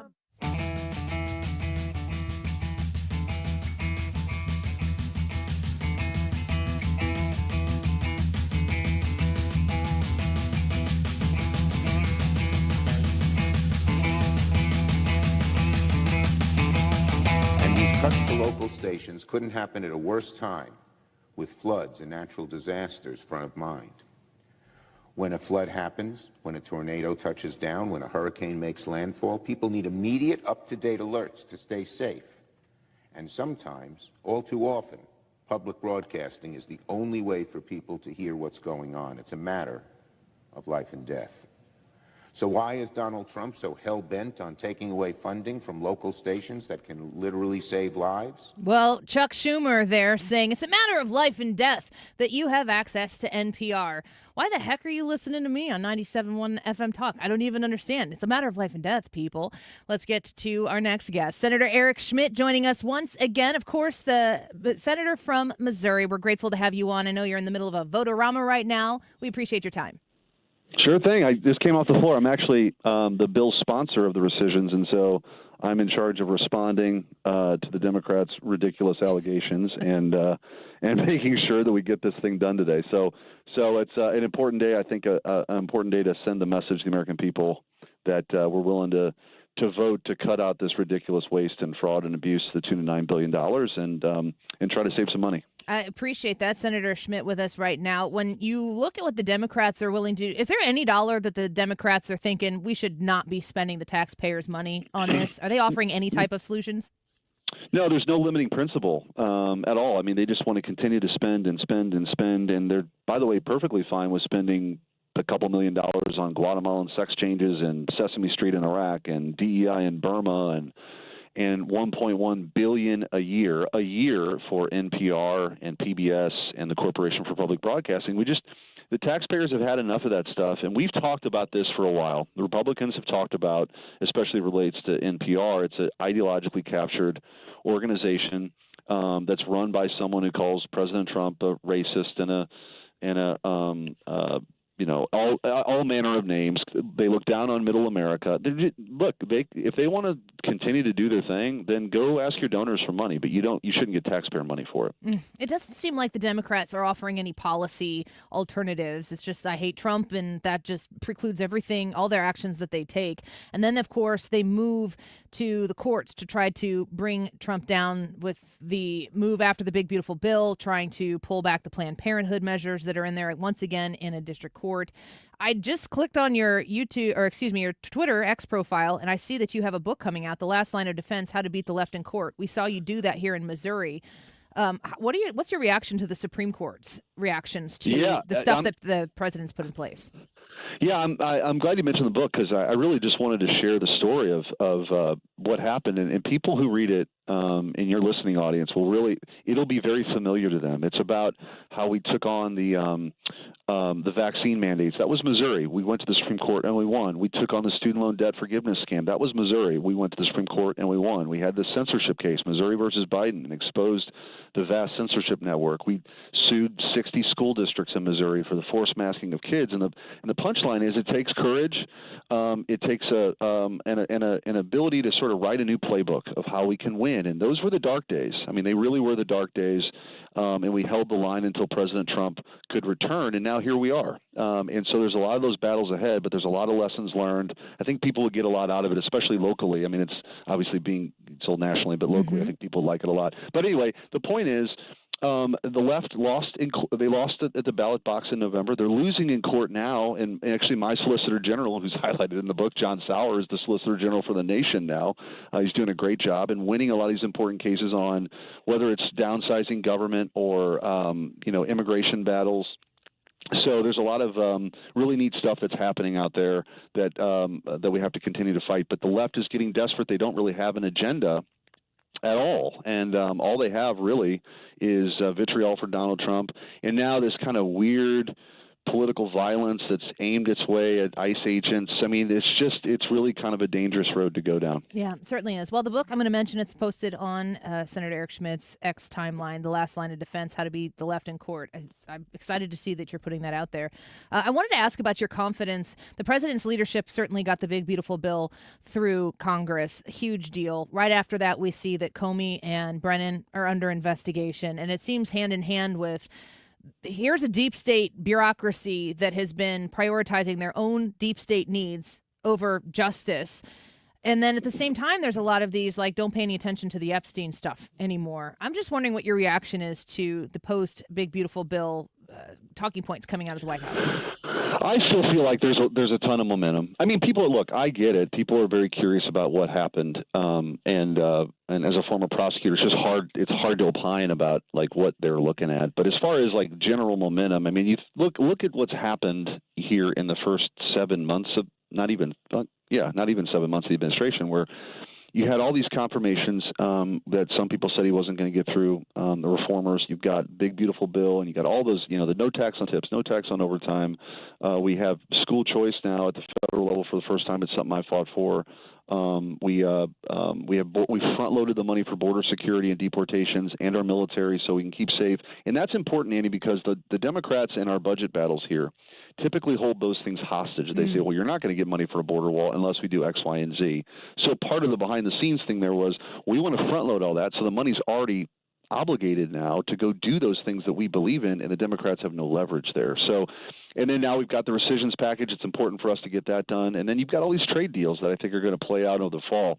And the reason why that's important, it's all happening at one time, is it gives enough runway for that to kind of filter its way into the economy, more opportunity for people. You get into the midterms, certainly by the end of President Trump's 4 years, his agenda is on full display, and I think it'll be very successful like it was in the first term. We're speaking with Senator Eric Schmitt here on the Annie Frey Show. Just another minute or two with him before he goes back to, of course, doing the work of you people here in the state of Missouri. Do you have confidence in the people who President Trump has put in place in his cabinet, specifically the Attorney General? You've served as an Attorney General of the state with Pam Bondi and, of course, Kash Patel, Dan Bongino, some of these other names that are working hard on a lot of the things that you just talked about funding. They have shored up a lot of law and order in this country. Do you still have faith in these individuals? I do. I think he's put together a really good team. And again, on the whole, it's just hard to know what the just being a prosecutor, just you're careful to opine about too many things. I mean, I'm curious to the extent there can be information that's put out there. I think that'd be a good thing if it's credible. President Trump sort of articulated that yesterday. But this is a good group of people that, unlike Merrick Garland and others that really were seeking to weaponize the justice system, these are people that want to go in, and I think you're seeing a turn in the Justice Department. They're going after DEI as racial discrimination. They're just doing a lot of things. I think for the last 4 years we saw as real abuses there. And then you've got on border security, Tom Homan is just continues to kick butt, and RFK Jr. I've come to know, and I think there's just a lot of progress that's been made in this new coalition of voters we have that want to see reform, and we've got an opportunity to do it. We've got our role here in the Senate, which is why we're trying to pass this rescissions package, defunding NPR, doing a lot of the things that we're handling today. So there's a lot of moving parts, but I think if you were to go back a year from now and you could have asked yourself all the things that we've seen in the first 7 months, I think people would have been really happy to see that. So we want to keep that momentum going. Amen to that. 7 months, not even, as you mentioned, into this presidency. So much has been done, and I think there's a lot more to be done, but you guys have been moving at a fever pitch, and we're grateful for your time. Thanks for fitting us into your schedule today, Senator. Thanks, Annie. Take care. You as well. Bye-bye. Senator Eric Schmitt, the United States Senator representing Missouri, says he still has confidence in those individuals who have been put in those cabinet positions. The names I mentioned, of course, Bondi and Patel, Bongino. You can tell he doesn't want to dive deep into this story. He's in the middle of doing a lot of things, leading this rescissions package to what will ultimately be a passage, I'm certain. What I hear him saying, and you can listen to his words and infer yourself, is that he's not there saying we don't need to be talking about Epstein. There's nothing there. He's curious. You're curious. I'm curious. We can remain curious. And really to the point of him saying it's not even been 7 months. Ladies and gentlemen, if you were a week out, the election's coming, you know everything you need to know about Kamala Harris. You know everything you pretty much need to know about Donald Trump because we've seen him in action before. And someone gets to slip you a piece of paper. It's like, I know that you're sitting here thinking like, Donald Trump's going to win, right? Kamala Harris can't win, right? If someone said 7 months in, here's what's accomplished, and on July 16th, President Trump is kind of poo-pooing the Epstein files. Is that the thing you're keying in on? On the list of accomplishments and promises made, promises kept that the president has delivered on up until this point. All I'm saying is, as much as President Trump seems to be saying close the book on Epstein, I don't think anyone's closing the book on Epstein. I don't know why he's messaging it this way. To clarify, because we had some commenters suggesting that it sounds like I'm changing my tune on Epstein. Nowhere in this show have I been like, you guys don't need to see the list. There is no list. That's not even real. You were duped. I'm not saying that. I don't know where I would even get off on alleging that. I don't have the information. Boy, if I did, we'd have more YouTube subscribers. We'd have more listeners to this show if I was the one sitting here holding the Epstein list in my hand. I don't have that information. Neither do you. Neither do all of the people who are on X right now. They don't have these files either. We don't know what we don't know. And because the allegations are so heinous, the stakes are super high. So we're emotional about it. I'm emotional about it. You're emotional about it.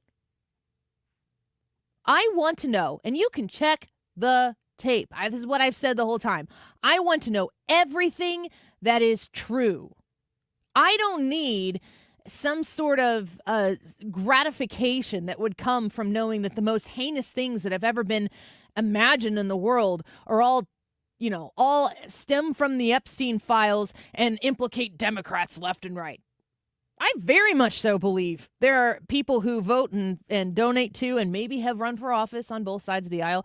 I don't think that there is a partisan discrimination existing in anything that has to do with Epstein. I think it's power and moral decay on one side, and then the rest of us who can be kept out of the know on the other. And I would like to be in the know. But I don't need to be in the know more than I need, A, the victims to be protected, B, for what is brought into the public eye to be rock solid, real, and true. Because if you throw things out there, again, going back to the president repeating the word credible, I would highlight the fact that in that conversation we just had with Senator Eric Schmitt, he said the word credible. There's something to that. Implying to me that there are people who know what is real. You can know what is real in court, but if you cannot prove it, what's the phrase? Beyond a reasonable doubt, you don't win the case. And it would be silly for the Trump administration to spew all of this information into the public if there are ramifications that they're choosing to pursue that don't quite have everything on lock. I don't have the answers. I want the truth, and I can handle the truth, but it needs to be real, and it needs to not be positioned in a way that it can be wiped out of credibility because I believe it would have been manipulated with. We'll wait and see. Guys, we are not 7 months into this presidency.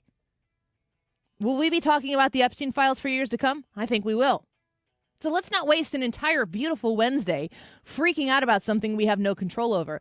Let's trust and verify again and again and again and make sure that we stay the course. That's my advice. I'm not giving anybody a pass. These are my thoughts, my opinions.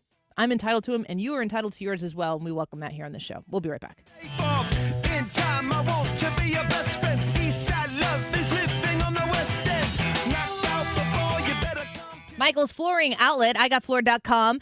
There are multiple locations for Michael's Flooring Outlet if you want to shop around and maybe test them out. Kind of take a walk on something hardwood, something Techwood Plus line. You want to test carpeting and you want to see what it's going to look like and what it's going to feel like. What's the difference in padding? They'll say, oh, you can invest in this pad. It's going to be much more luxurious. And then you walk on it and you're like, oh my gosh, that does feel much more luxurious. If you're looking for options and value, but most importantly, quality, Michael's Flooring Outlet, they've got you in each of those categories A+.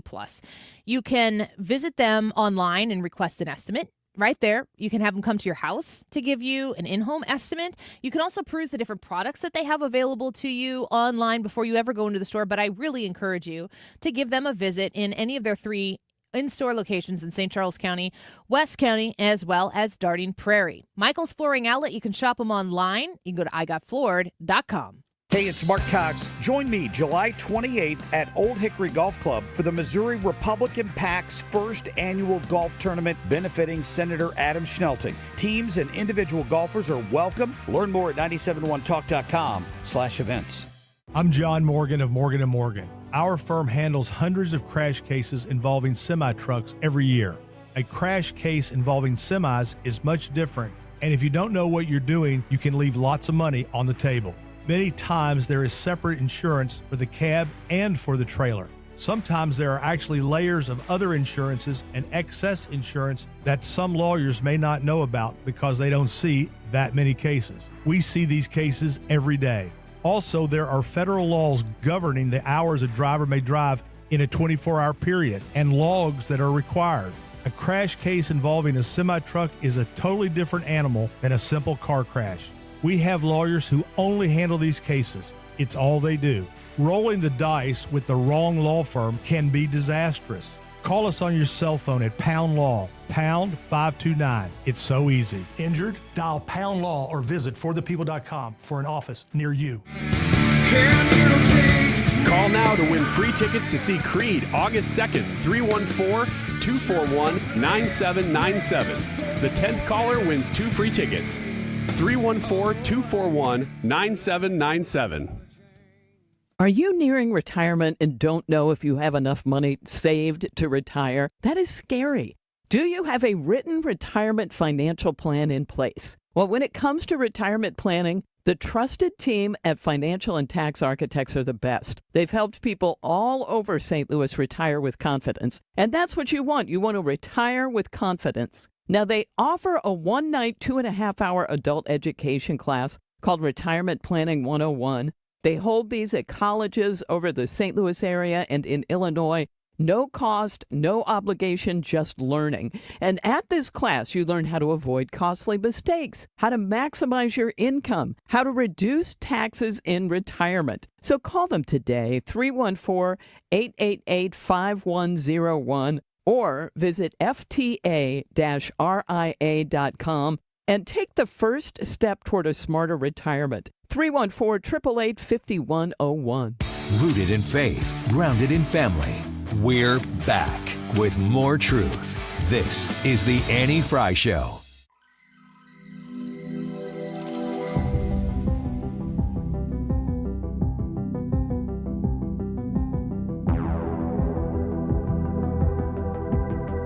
I'm really excited that we were able to book Steve from Stranger Things to do Wiggins America today. It's just... Andy, that might be the nicest thing you've ever said to me. We watch Stranger Things at home. We just started watching with the older two. Can't watch it with a 9-year-old yet. No. Not yet. But we call Steve Ethan. That's so funny. Is it the hair? It's got to be the hair. The hair It's the is hair. the starting point. But you're kind of like him. Like personality-wise? Yeah, he's cool. He's funny. He's serious about the right things. He's kind of mean in the first season. Well, that was when we really started thinking, this is really like Ethan. Crap. Yeah. Gotcha. No, it's the hair. Not Wiggins America, Ethan's America. Steve's. Oh, Ryan. Ethan's America. Oh, so sad. I do not like him. Ryan made that. Ryan took time out of his life to make that for you. It was wasted time. He could have been doing something else. Today, Like our eating sugar. topic for Wiggins America, but the better, younger, and what was the other word? I'll just go better and younger. That's fine. Handsomer. Yeah, that works too. That was your list. Yeah, it was. I forgot it. 9 social rules, or I guess just however many we can get through. Social rules Gen X learned as kids that completely confuse Gen Z today. And there is a picture of Steve Harrington on the stream. You just keep doing And there is me Wiggins next America. to him. Go on. He's wearing a sailor costume. Pick a better picture. First it was the hair. Then it was the sailor. Reason, or let's see. Social rule number 1 that Gen Z just looks at and says, what? Be home when the street lights turn on.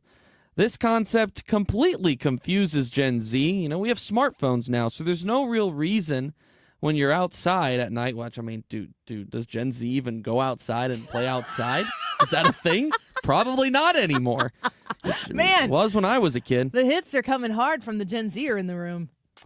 With smartphones, you don't really need to do that. You're always just a call or a text away. The idea of using streetlights as a curfew indicator seems just a little bit outdated.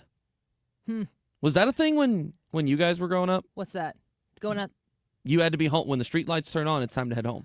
So I didn't grow up in a neighborhood. I grew up kind of in the farm Did area. you guys have streetlights out there? No, it was so sad when they put one in at the corner. Now, it needed to because there was a creek at the end of the road, and you could drive into the creek if you didn't see it. But we knew where the creek was. And when the street light got put in, I remember this specifically because we could see some stars at night. They were big and bright in southern Illinois. Getting the hair right. But the idea of just going out and being out until it was like you can't see anymore. But there were night games that you could play that were amazing, like kick the can, capture the flag. We always played zombie tag once it got dark out. How'd you do that briefly? Let's see. Zombie tag is basically basically that you had a few seconds of a head start to run. It was basically a hide and seek tag, except zombies, so it's scarier. Okay. Reason number 2: respect for elders is non-negotiable. Gen Z today looks at this and they say, "What?" Says that whether it was giving up your seat or keeping quiet when an adult was speaking, Gen X was taught to show unwavering respect, and the disagreeing with an elder in public was unthinkable. Yeah, there is. I blame parents though more than kids because the parents are the ones who have to enforce that. And there's this like I'm a buddy with my kids thing that kind of seeped in. Certainly not when I was being raised, but somewhere after probably the Gen Xer, the relationships they established with their children were a little more close than a distinct authority figure. Now, let me ask you this, because I remember having some distinct moments when I was younger, early high school, like 15 maybe, right around Charlie's age right now, where I remember strangers just being extremely disrespectful to me, adults, and kind of being conflicted between, do I stand up for myself or do I just take it because they were the adult? And I stood up for myself, and I remember kind of getting it from my parents a little bit. And even now, looking back on those situations, I still think that I was in the right. Can you just quickly be brief on the type of circumstance where a stranger treated you that way? Yes. So one of them was in line at some sort of public event, like you're ordering like some sort of coffee or like. And what did they do to you? They were just like very short and blunt with me to the point where I was like, that's just unnecessary. Like, why are you talking to me like that? And Something you were along a the lines of child? that. Were you like 6? I was 15. That's what I'm saying. You look like they assumed that you were just a punk because of your age. Maybe. But that was one situation. I had another where I was backing into a spot and the cars, this lady thought that I backed into her because they were parked so close. I did not.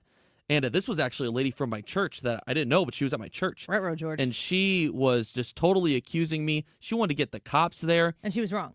She was wrong. I did not touch her car. And I was really upset because I was getting accused of something that I didn't do. I guess I would have been 16 at that point, but you're still like insecure kind of. But I remember getting yelled at because I was disrespectful to the elder. By your parents? By my mom, yeah. I'm just going to tell you, you turned out great though. I'm crediting mom and dad. Appreciate that. For your respect for authority. Except for those two situations. I don't know. That's kind of complicated. We could talk a little bit more about that in the 2 o'clock hour. Keep it right here. Your vote on the YouTube live chat poll. Is President Trump off course on the Epstein issue, yes or no? And come tell us if you think Ethan looks like Steve. We'll be right back. Wesley Financial Group is not a law firm. Hi, I'm Chuck McDowell, the timeshare cancellation guy. In 2011, I founded Wesley Financial Group with one goal in mind: to help honest folks out of their timeshares permanently. Today, I run Wesley with my 2 sons, a real family business, treating every client and every employee like we'd want our own family treated. That philosophy has helped us grow into the largest, most trusted timeshare cancellation company in the United States. Fortune magazine even recognized us as one of the best places to work. Why? Because we genuinely care. In fact, some of our former clients were so moved by their experience working with us, they joined our team so they could help others to timeshare freedom. If you're stuck in a timeshare, give us a call. Let our family help your family. Call Wesley now for your free timeshare exit kit. 800-949-1441. That's 800-949-1441. 800-949-1441. Point Pest Control with an E, pestcontrol.com is the website. You have bugs crawling in your house? even if you find them a lot, sometimes it kind of manifests itself in like, oh gosh, we got a spider problem in the basement. Or you find ants. When you see that first little ant and it's crawling in your kitchen and you immediately go, if I see another ant immediately, I've got trouble. And then all of a sudden you realize they're marching through your entire kitchen. How the heck did that happen? Oh, we left a watermelon out overnight. Whoops. When you have these persistent pest problems, there are a lot of remedies that you can go to the store, you can pick it up, and you can try to treat the problem. You got it. Everything's good. But then all of a sudden, 48 hours later, maybe a week later, it's right back where it started. Point Pest Control can have and handle this situation for you. They certainly have for our family. And when you reach out to Point Pest Control, you can explain to them what you're experiencing. It could be fleas. You can have them come out and take care of that for you. Mosquitoes, termites. They have all sorts of stink bugs. They can get rid of all of that stuff for you. Just go to pointpestcontrol.com. KFTK FM Florissant from the Kaufman Townsley St. Louis's Injury Lawyers Studio. Call 314-500-5000. That's 314-500-5000. All on the free Odyssey app. Back in court. I'm Lisa Brady, Fox News. Attorneys for Kilmar Abrego Garcia are trying to get him released while he faces human smuggling charges. If Abrego Garcia is released today, immigration officials say that they're going to detain him and start the deportation process. But Abrego Garcia's team is trying to keep him here in the U.S. until his trial, and they are asking courts in multiple different states to make that happen. Fox's Madison Scarpino. Abrego Garcia was recently brought back to the U.S. and charged after being mistakenly deported to El Salvador. An immigration judge had ruled years ago he could not be sent to his native country over safety concerns. President Trump teasing more deals after sending tariff letters to trading partners. We've made deals with a lot of great places, but we had one yesterday, that was announced. We have another one coming up, maybe with India. I don't know. We're in negotiation. He announced a deal with Indonesia yesterday. The president also denying reports he plans to fire the Fed chief while calling again for lower interest rates. He spoke during an Oval Office meeting with Bahrain's prime minister, meeting later with the prime minister of Qatar. The U.S. urging the Syrian government to pull forces out of a southern city to allow for de-escalation after more clashes between government-backed tribes and Druze fighters, leading to Israeli airstrikes in the capital, Damascus. The bombing came in response to violence that's erupting in Syria's southern province of Swaida. Videos circulated this week of the Druze minorities being attacked by gunmen who forced some to shave their mustaches and executed others. There's no evidence at this point those gunmen were sent by the Syrian government or part of the current ruling power. Fox's Trey Yanks. Earlier, the Syrian government and a Druze religious leader announced a new ceasefire just a day after a previous agreement that quickly fell apart. America is listening to Fox News. Sometimes an identity threat is a ring of professional hackers. And sometimes it's an overworked accountant who forgot to encrypt their connection while sending bank details. I need a coffee. And you need LifeLock, because your info is in endless places. It only takes one mistake to expose you to identity theft. LifeLock monitors hundreds of millions of data points a second. If your identity is stolen, we'll fix it, guaranteed, or your money back. Save up to 40% your first year with promo code NEWS at LifeLock.com. Terms apply.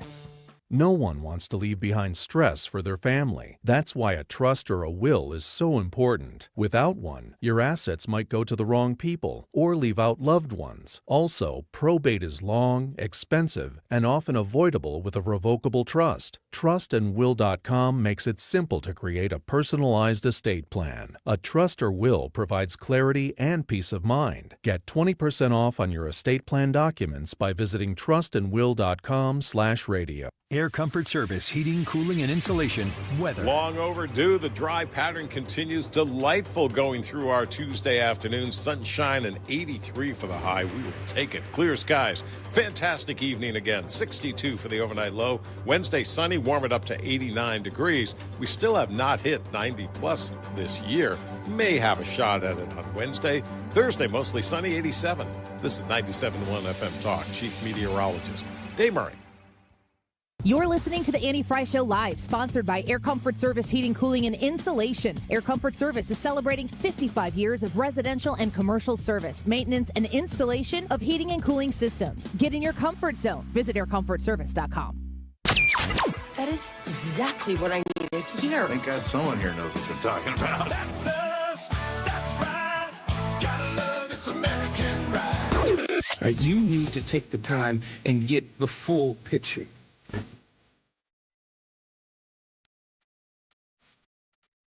Don't get me wrong, I love the ladies. I mean, they rev my engine, but they don't belong in the newsroom. It is Anchor Man, not Anchor Lady. What do you want from me? I'm not America's sweetheart. Goodness sake, kid. Keep your voice down. Your father's listening to the radio. I'm not America's sweetheart. This is the Annie Fry Show. Welcome back to the Annie Fry Show. I'll tell you right now, we've got pushing 250 votes on the YouTube live chat poll today, and it's a kind of a close one again.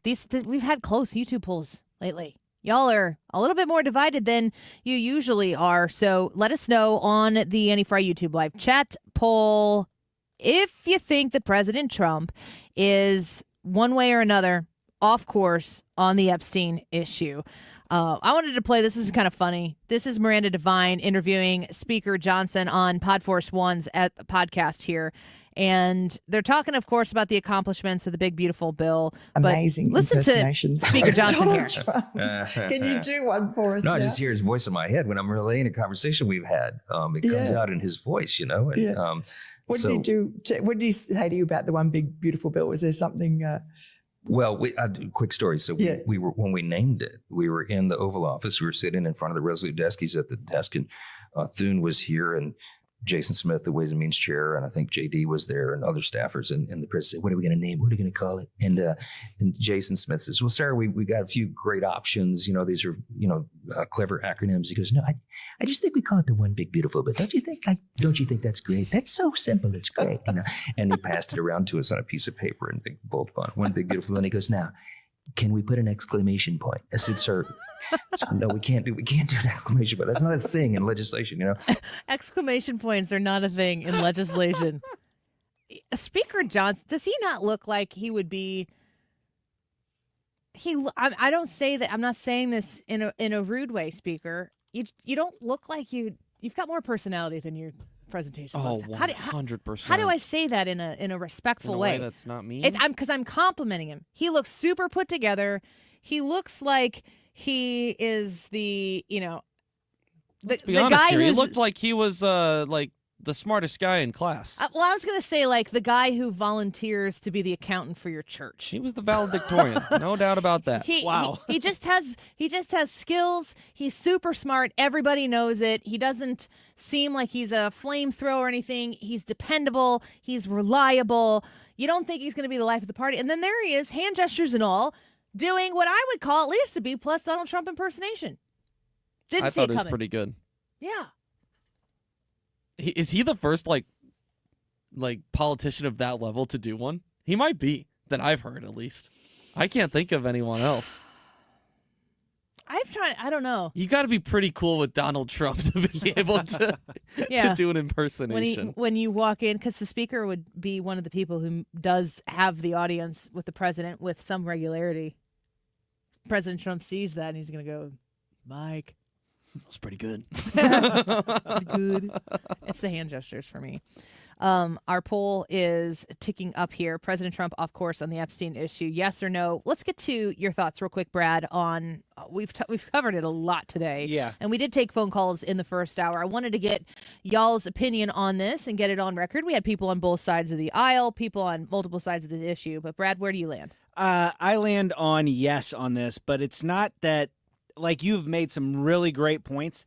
I really just don't like his messaging at the end. Like, so he's like, there could be some false information in there. We think that there's false information in there. They've given a lot of reasons why they can't release it. We want to protect people whose names are on this that shouldn't be on this or stuff like that. We want to protect the victims. But the messaging, like the just forget about it. Why is everybody talking about it? That's where I think he's getting off course. I don't think that's the right path to take on this. I think explaining their position on it, we had these ideas. You know, even if it was like we looked at this and I think Bongino said stuff like this. We looked at this and some of this information, some of these speculations that we have simply aren't true. I do think that is an absolute possibility in this situation. I think that in the absence of evidence, our minds have run wild in a lot of this stuff. So I think that maybe some of the stuff that we think was going on, maybe not. Who knows?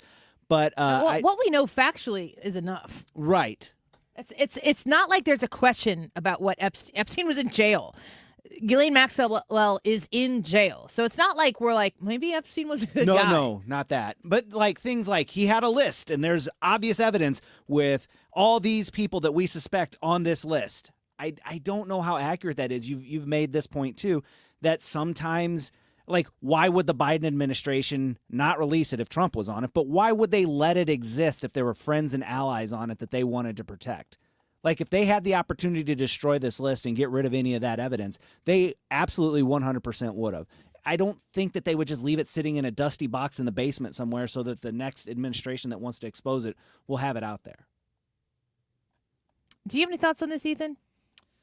I think that I agree with Brad to the extent that I was a little bit surprised to see him kind of shut down the questioning that was brought up. Was that this week or was that last week? Last week at the cabinet meeting. Yeah, I was a little bit surprised. I guess I understand it because I think probably in the president's mind, there's just more important things going on. Just with the state of, I guess there's of multiple different areas of government right now and the things that they're doing. I understand the whole why is this what is getting attention, but that's what the people are asking about, So I mean, it's something that I thought it was going to be released relatively quickly, and then it kind of got dragged out, and then there was kind of play on words. It's just been a really weird handling as a whole, and it's kind of been opposite of what this administration has been about. It feels like this administration's been very straightforward and to the point with a lot of the different things that they're doing. I'm not saying there isn't a purpose behind the way that Trump's going about this, but the way in which it is different and unique does make me kind of say, I wonder if there's more behind the scenes in what they're just saying. Ethan, to that point, I feel like what this administration has been up until this point is incredibly connected to the people who sent Donald Trump back to the Oval Office. I would agree. You've got a mandate. You said what you were going to do, and the people said, you got it. Go do it. Today on Trump's True Social, this is what he posted, with maybe just one slight bleep that I will, yes, definitely at least one. The radical left Democrats have hit pay dirt again, just like with the fake and fully discredited Steele dossier, the lying 51 intelligence agents, the laptop from hell, which the Dems swore had come from Russia. No, it came from Hunter Biden's bathroom. That's weird. And even the Russia scam itself, a totally fake and made-up story used in order to hide crooked Hillary Clinton's big made-up story, big loss in the 2016 presidential election. These scams and hoaxes are all the Democrats are good at. It's all they have. They are no good at governing, no good at policy, and no good at picking winning candidates. Also, unlike Republicans, they stick together like glue. Their new scam is what we will forever call the Jeffrey Epstein hoax. And my, all caps, past supporters have bought into this, in quotations, bull sugar. Hook, line, and sinker.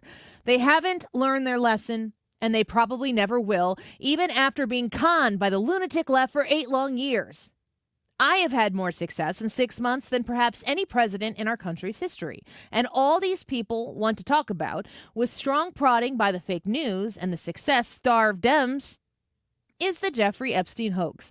Let these weaklings continue forward and do the Democrats' work. Don't even think about talking of our incredible and unprecedented success, because I don't want their support anymore. Thank you again. Thank you for your attention to this matter. Make America great again. This is where this poll becomes a yes for me. I am separating in my mind what the administration is doing with what they are saying.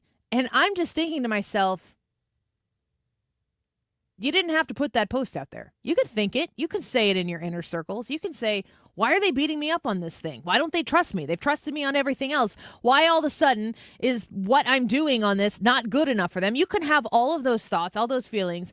You can share them with your circle, but why are you saying this? In my opinion, the last third of his message there is a frustration that people are focusing on the Epstein files, the Epstein story, and not focusing on his success, whether the success is already accomplished or we are in pursuit of it in a whole host of different areas. There's a ton of success to talk about. He is frustrated that the Epstein story is taking up even an ounce of oxygen from the things that this president and his administration have done positively. I understand the frustration. I don't think you get to talk to your, former supporters. He says his words, past supporters. It's just a stupid comment to make. But, ladies and gentlemen, this is the way Donald Trump has been since the escalator. He says what he thinks. He says it the way he thinks. And we have the right to go, this isn't for me. This seems like a misstep. Or maybe he's fully confident that this is the way he wants to handle it, and we have the right to say, that's just not for me. You can criticize it. Why can we not criticize something and still go, I support the things that this president is doing, the direction that he's taking the economy, the security of this country, the protection of this country, American strength globally respected around the world. Hugely on board with what this president is doing. Do I think that this statement is dumb? I do. And I'm not afraid to say that. And if I were in the presence of Donald Trump and he asked me the question, Annie, what do you feel about this statement?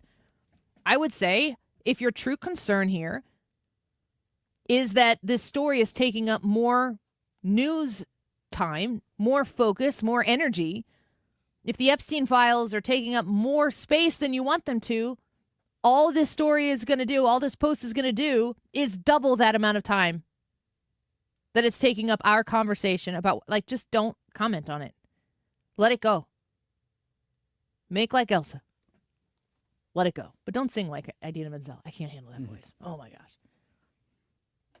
Nothing that President Trump is saying about this, he's got people in charge. He's got Kash Patel. He's got Dan Bongino. He's got Pam Bondi. Their job is to face the press, to answer the questions, to do the work, and to represent their work when they face the media. Let them do it. He's stepping into the middle of the conversation, inserting himself into the middle of the conversation when he doesn't have to. That's why it's a big story. And if he asked me my opinion on it, and I thought he really wanted it, that's what I would say. And all of this to say, I actually think the president and his administration are probably doing a good job with the Epstein stuff. I trust them to do what's right. I don't have a mistrust. I'm not sitting here thinking that they're trying to hide anything.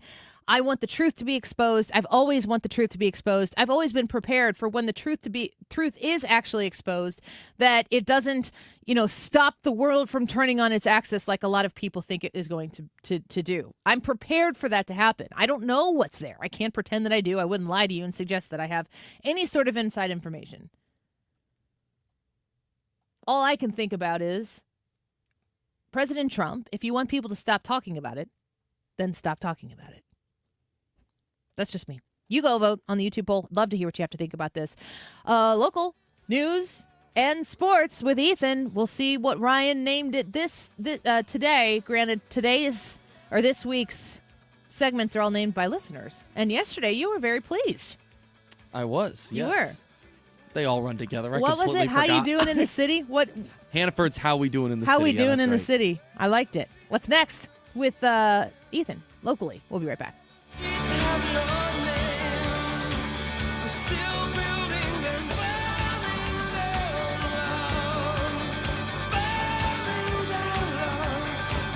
STS-armory.com. I love going to visit Katie and Jesse, texting them with questions that I have about my FOID card, whatever it might be, my conceal and carry license, how the state is moving. Of course, there are a lot of lawsuits that are out there about what we can own and operate in the state of Illinois versus what we can't. Whenever there is development in those cases, the people I go to are Katie and Jesse and the team at STS Armory. If you have a firearm purchase in your future, STS Armory is the place to go. They can help find that firearm you're looking for if you want something specific. They can also help you solve a problem. So you don't know exactly which firearm might be the right one for you, but you are looking for a smaller conceal and carry weapon. Maybe you're looking for something that has to do with home defense. Maybe you're looking for something for hunting, or maybe protection for some land and property that you have from coyotes. I don't know what the situation is for you. Whatever it is, when you go to STS Armory and you have these conversations with you are going to be so enlightened by all of what they know. It's going to now be accessible to you. You're going to be so satisfied, I promise. They're in Pontoon Beach, Illinois, in their brand new location, the big, beautiful red barn there. Go check them out. Tell them Annie sent you online at sts-armory.com. Hey, it's Mark Cox, and between now and the end of summer, chances are you or someone you know is in the market to buy or sell a home. And like me, you probably know a few realtors. In fact, I know several. However, when I needed to sell my home, I made just one call to Gloria Lou with Your Home Sold Guaranteed Realty. Yes, I'm an actual client. No matter what the market does, Gloria Lou will guarantee up front and in writing to sell your home at 100% of market value, or Gloria will pay you the difference. St. Louis home sellers, if you're looking for certainty and the most money guaranteed for the sale of your home, call me, Gloria Lou. My name is My Promise, Your Home Sold Guaranteed Realty. Call me directly at 314-325-6888 or visit me online at gloriahasthebuyers.com. That's gloriahasthebuyers.com. Gloria and seller must agree on price and possession date. Hey, it's Mark Reardon with news for listeners who, like me, want to learn more about Bitcoin. Bitcoin Ben's Crypto Club is coming to St. Louis later this summer. The Bitcoin Ben Crypto Clubs teach members what Bitcoin is, how to buy it, how to safely store it, and how to avoid scams. And we'll connect with others like us who want to learn more about crypto. St. Louis will be the 7th club nationwide and Ben's hometown. If you want to know more about Bitcoin, you need to know Bitcoin Ben. Learn more at bitcoinben.io. That's bitcoinben.io. We, without hesitation, recommend that anybody work with ThrottleNet. The experience will be as good as it's been for us, for anybody, because you'll get a true partnership and you'll be able to rest easy that you're going to get the service that you need, while they're also doing all those things that you don't want to have to think about, that you don't want to have to worry about. They're always doing that in the background for you. Don't wait for your next IT crisis. If your business depends on technology, you need a partner that's got your back. Contact ThrottleNet.com to get a free IT evaluation and see how we can support your IT everything. Award-winning Prairie Farms cottage cheese just got even better. Introducing the all-new Prairie Farms Pro Pack Snack, a high-protein snack perfectly portioned for eating on the go. This new low-fat cottage cheese snack is less than 100 calories and packed with 12 grams of protein to help fuel your day. It's the perfect grab-and-go snack when you're heading to a Cardinals game. Look for the Pro Pack cottage cheese snack cups at your favorite grocer. Visit prairiefarms.com/cottage cheese for recipes, coupons, and a chance to win free Pro Pack cottage cheese. Viking, dedicated to creating travel experiences for the thinking person, with programs designed for cultural enrichment on board and on shore. Discover more at Viking.com. That's Viking.com. Viking.com. Annie Fry, Ryan Wiggins, Brad Range. It's the Annie Fry Show.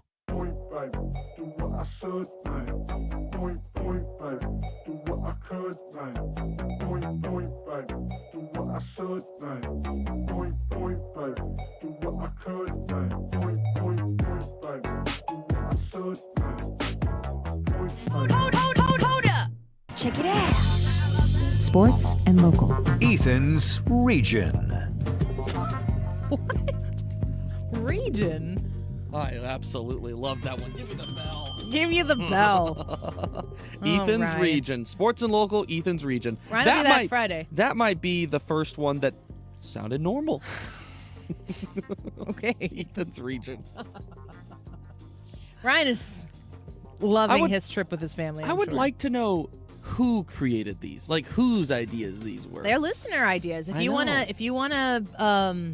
name Ethan's local sports and news, local news and sports, you can tweet at Radio Wiggins or at Echan with 2 N's 7. Mm-hmm. Echan 7. Now, we had a bunch of people send ideas in the chat yesterday, and I passed all of them along to Ryan Wiggins. I'm sure and he'll someone love it. just sent another one. So There you go. What do you got for us, Dave? last night was the Major League Baseball All-Star Game. Brendan Donovan was the lone representative for the St. Louis Cardinals, and Donnie, boy, he did us proud. Oh, Donnie boy. He came in I think the 4th or the 5th inning. He played the rest of the game, and he was What position? Second base. He was the only All-Star to have 2 hits. Dang right he is. Only one. Only ones. He had an infield single, scored a run about midway through the game on a Pete Alonso 3-run home run. And then he had a little bloop single later in the game as well. Only All-Star with 2 hits. And it's actually pretty funny. There was a lot of things last night, like if the home run derby was actually just the good piece of hitting derby, like he'd be Barry Bonds. There was a lot of that. And I saw this tweet with that caption, and they had Dave Roberts, the manager of the NL team, mic'd up when this was happening. They talked to him. And as he gets his second hit, he goes, "Man, that's a good piece of hitting." I thought it was so funny. I want to create a shirt for travel baseball parents. And I want it to be like a bingo card or a checklist where you put all the phrases, the baseball phrases in there. Yeah. I'm way too cynical about these things because I know people are just having fun. Everybody's out there just trying to encourage. Folks, do a job. Yes, we know they need to do a job. Everybody needs to do their job. But it's like a kid cannot be successful until, come on now, kid, do a job. Hey, what you say now, kid? Oh, yeah. But that's kind of even like an oldie but a goodie. Oh, It's not even. We were doing that when I was in 4th grade. Now, I don't know if they heard this from another team and now they're doing it, but one of the teams my kids plays on, if somebody, and I mean like kids are getting hit by pitches. There's somebody getting hit by pitch every game. Sometimes more than others, whatever. But like if our kid gets hit or gets close to being hit, somebody yells from the dugout, "He's my friend!" Like, then what? Did you ever watch Benchwarmers? No, should I? I think it's a pretty funny movie. Yes. We started my senior year of high school. We were just absolutely clowning all season long. We all bleached our hair, so our whole phrase was "unleash the bleach," and we would just yell out random quotes from Benchwarmers. Yeah, and that we had a lot of fun in the senior year. But anyway, Brendan Donovan, fun game, and it had a great finish as well. The National League won. Dang! Only their second All-Star game win in the last 12 years. Gosh, it's a shame the All-Star game doesn't mean anything. Yeah, well, it's not a shame. It's not a shame. It's not a shame. It used to mean something, and thank the Lord it doesn't anymore. Yes. So, but the way in which this game ended was a first for Major League Baseball. Last night, going into extra innings, tied in the ninth. It was tied. Tied what? 6-6. The NL was actually winning this game 6-0. So we tried to throw it away. And the American League came back. They tied it in the 9th inning, and I was thinking, all right, we're going to go to extra innings. Nope. New rule, genius rule. Mm-hmm. There was a home run contest to end the game. Each team got 3 hitters. Did they have to put their forehead on a bat and spin around 3 times before they got to swing? No, they didn't. That would have been fun. That should be like extras. Annie, hitting a home run is hard enough as is. No, it's not for these guys. So they each had 3 swings, and it was who can hit more home runs. Every player? 3 players. You select 3 players from each team. So who pitches? Just a batting practice guy. So you're throwing lobs. Correct. It's literally like a mini home run derby to finish the game. Super fun. And the National League won 4-3, and it was really fun way to end it. And Kyle Schwarber was the MVP because he hit 3 home runs in his 3 swings. It was kind of funny. People were last night saying, well, the All-Star Game MVP who had no hits. Some extra inning good piece of hitting. Yeah, exactly. So, I think when I went to see the Cardinals play the Cubs at Wrigley last, I think Schwarber hit 3 home runs.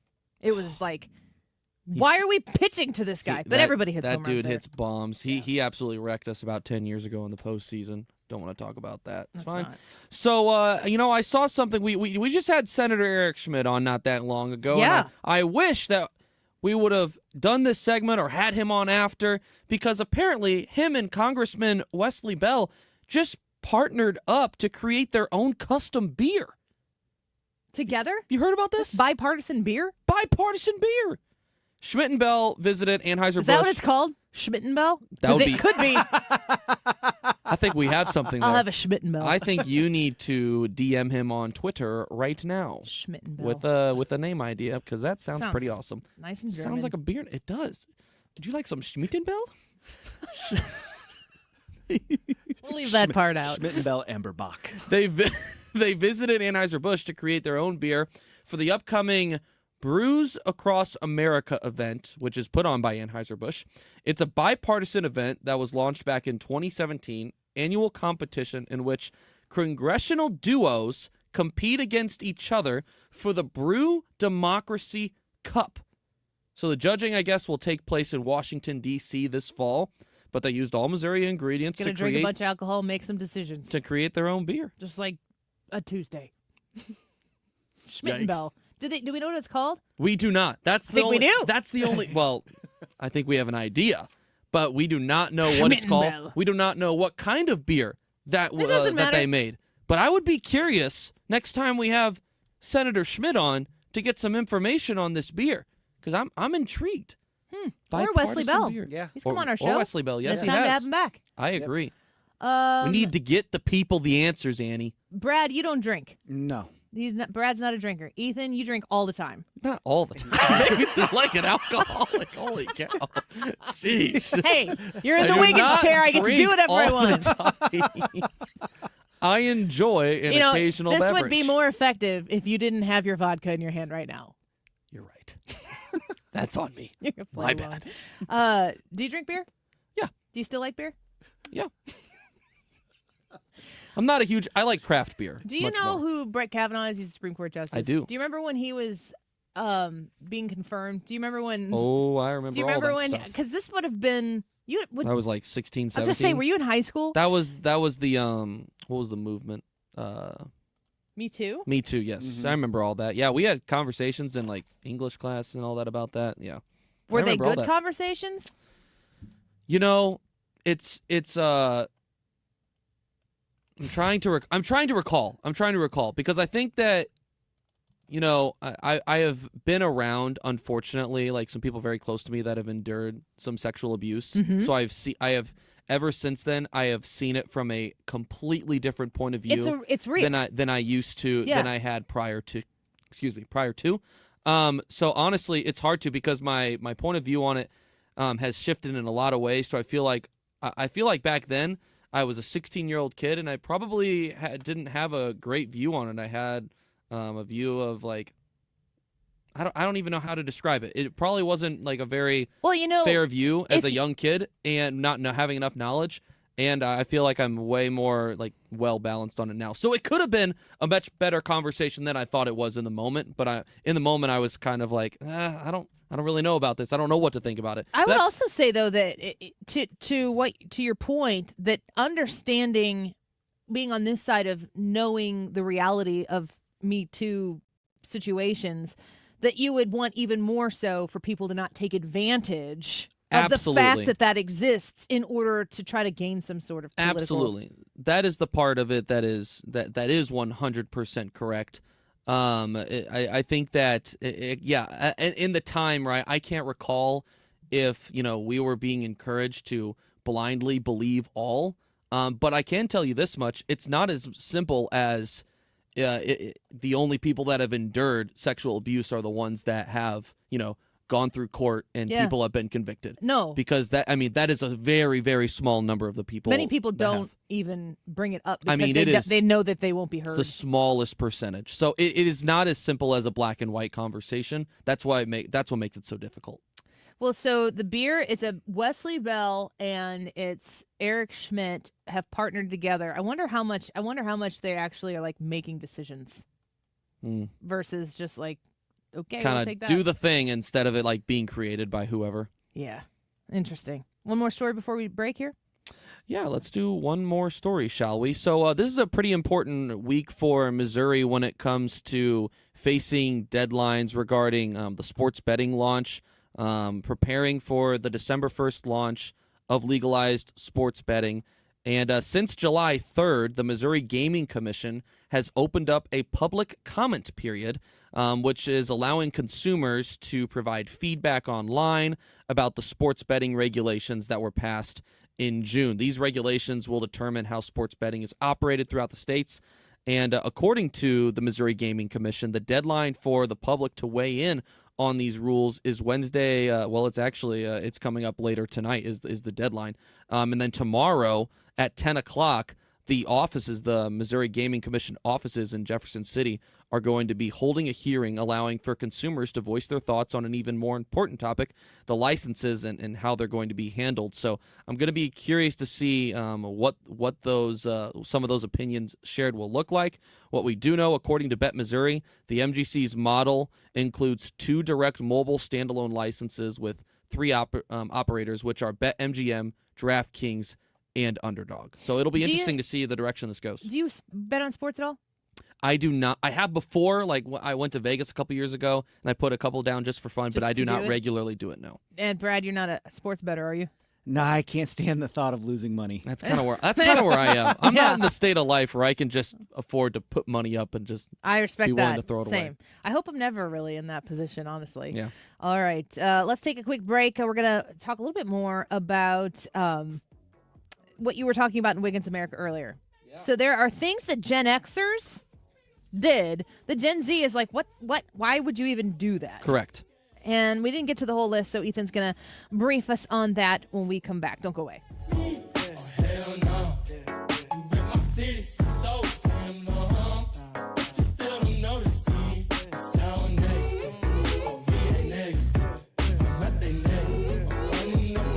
Homeshield Foundation Repairs.com, 314-227-9636. I'm excited to be talking to you about Homeshield Foundation Repair, their ability to offer you a cost-effective concrete lifting service. It's an advanced cost-effective solution that will level your concrete with minimal disruption. And I think that it's kind of like an unsightly thing that you can have, and the concrete cracks and then it shifts and then it's not completely level, but maybe there's some extra erosion that comes through. I know that were areas around our bi-state region that got a ton of rain yesterday. The water comes in, it shifts things change. When that concrete becomes very unlevel, it's dangerous. And you need to fix it. You want to put it into the hands of somebody you can trust. And I'm encouraging you to give Matt Hayes and Homeshield Foundation Repair the opportunity to work to earn your business. Have them come out and assess the situation. You're not committed to anything until you have a conversation with them. But I think you'll notice very quickly why people trust Matt and his team. They have a great team, and they're looking forward to coming out, meeting you, and helping you get that concrete leveled. 314-227-9636, HomeshieldFoundationRepairs.com. Hey, what's up, flies? This is David Spade. Dana Carvey. Look, I know we never actually left, but I'll just say it. We are back with another season of Fly on the Wall. Every episode, including ones with guests, will now be on video. Every Thursday, you'll hear us and see us chatting with big-name celebrities. And every Monday, you're stuck with just me and Dana. We react to news, what's trending, viral clips. Follow and listen to Fly on the Wall everywhere you get your podcasts. This is a special notice to all U.S. taxpayers with back taxes to the IRS. Billions in tax relief is now being made available to struggling taxpayers, giving thousands, even tens of thousands of dollars in savings away to those who qualify. If you're facing wage garnishment, threatening letters, audits, liens, levies, or already in a payment plan, you can now expedite the resolution to your tax problem, end collections, and even qualify to reduce a large portion of what you owe. Stop IRS Debt has established a relief hotline for you to call to check what savings and options you qualify for. Dial 800-317-1890. With many people facing job loss and rising cost of living, these special IRS initiatives are designed to aid delinquent taxpayers with the relief that they need to get a fresh start. For a free consultation to see what savings you qualify for, call 800-317-1890. 800-317-1890. 800-317-1890. 97.1 FM Talk is proud to support the first ever Brendan Donovan Charity Clay Shoot happening Thursday, August 7th at Strathelman Farms Club in Weldon Spring. Join Cardinals standout Brendan Donovan, teammates, and local celebs for a day of clay shooting and community, all to benefit Team Red, White, and Blue and their mission to support veterans' health and wellness. Don't wait. Sponsorships and shooter listener sponsor going fast. Visit teamrwb.org/Donovan now to sign up. Show your support and make a difference for those who've served. 97.1 FM Talk,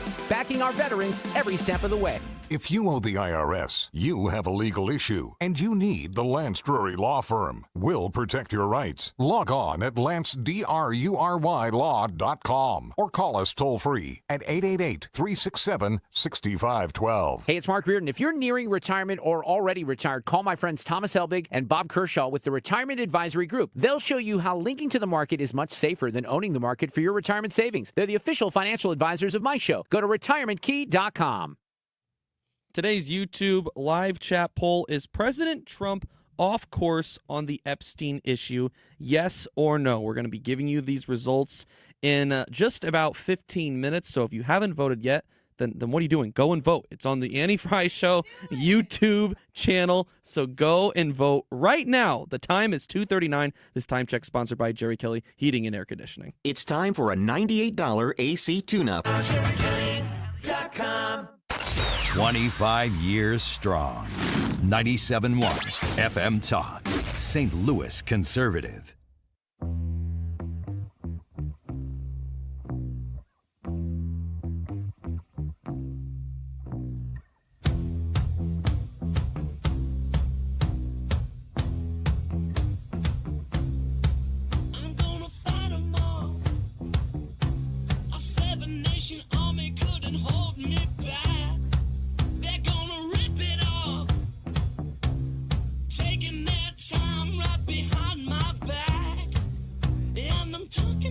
Welcome back to the Annie Fry Show.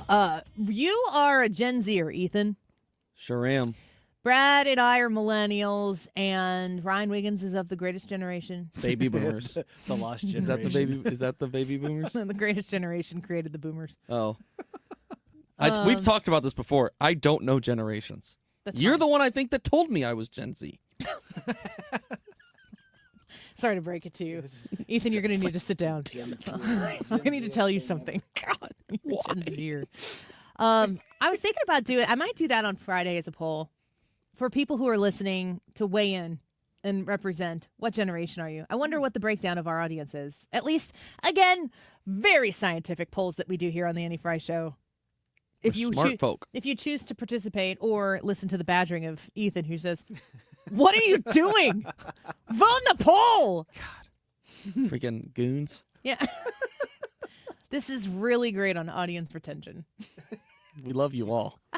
Please listen to our show. Them Ethan's rage. I'm just rant. doing my part, filling in for Ryan Wiggins. I'm just trying to take this from a what would Ryan Wiggins say kind of thing. The first thing that comes to his brain. Yeah, I'm trying to do that. He doesn't have a filter. How's that going? Wiggins America at 12. Well, we did it later. We did today. it 1. We did it later because I took your phone calls today. 150. Something-ish.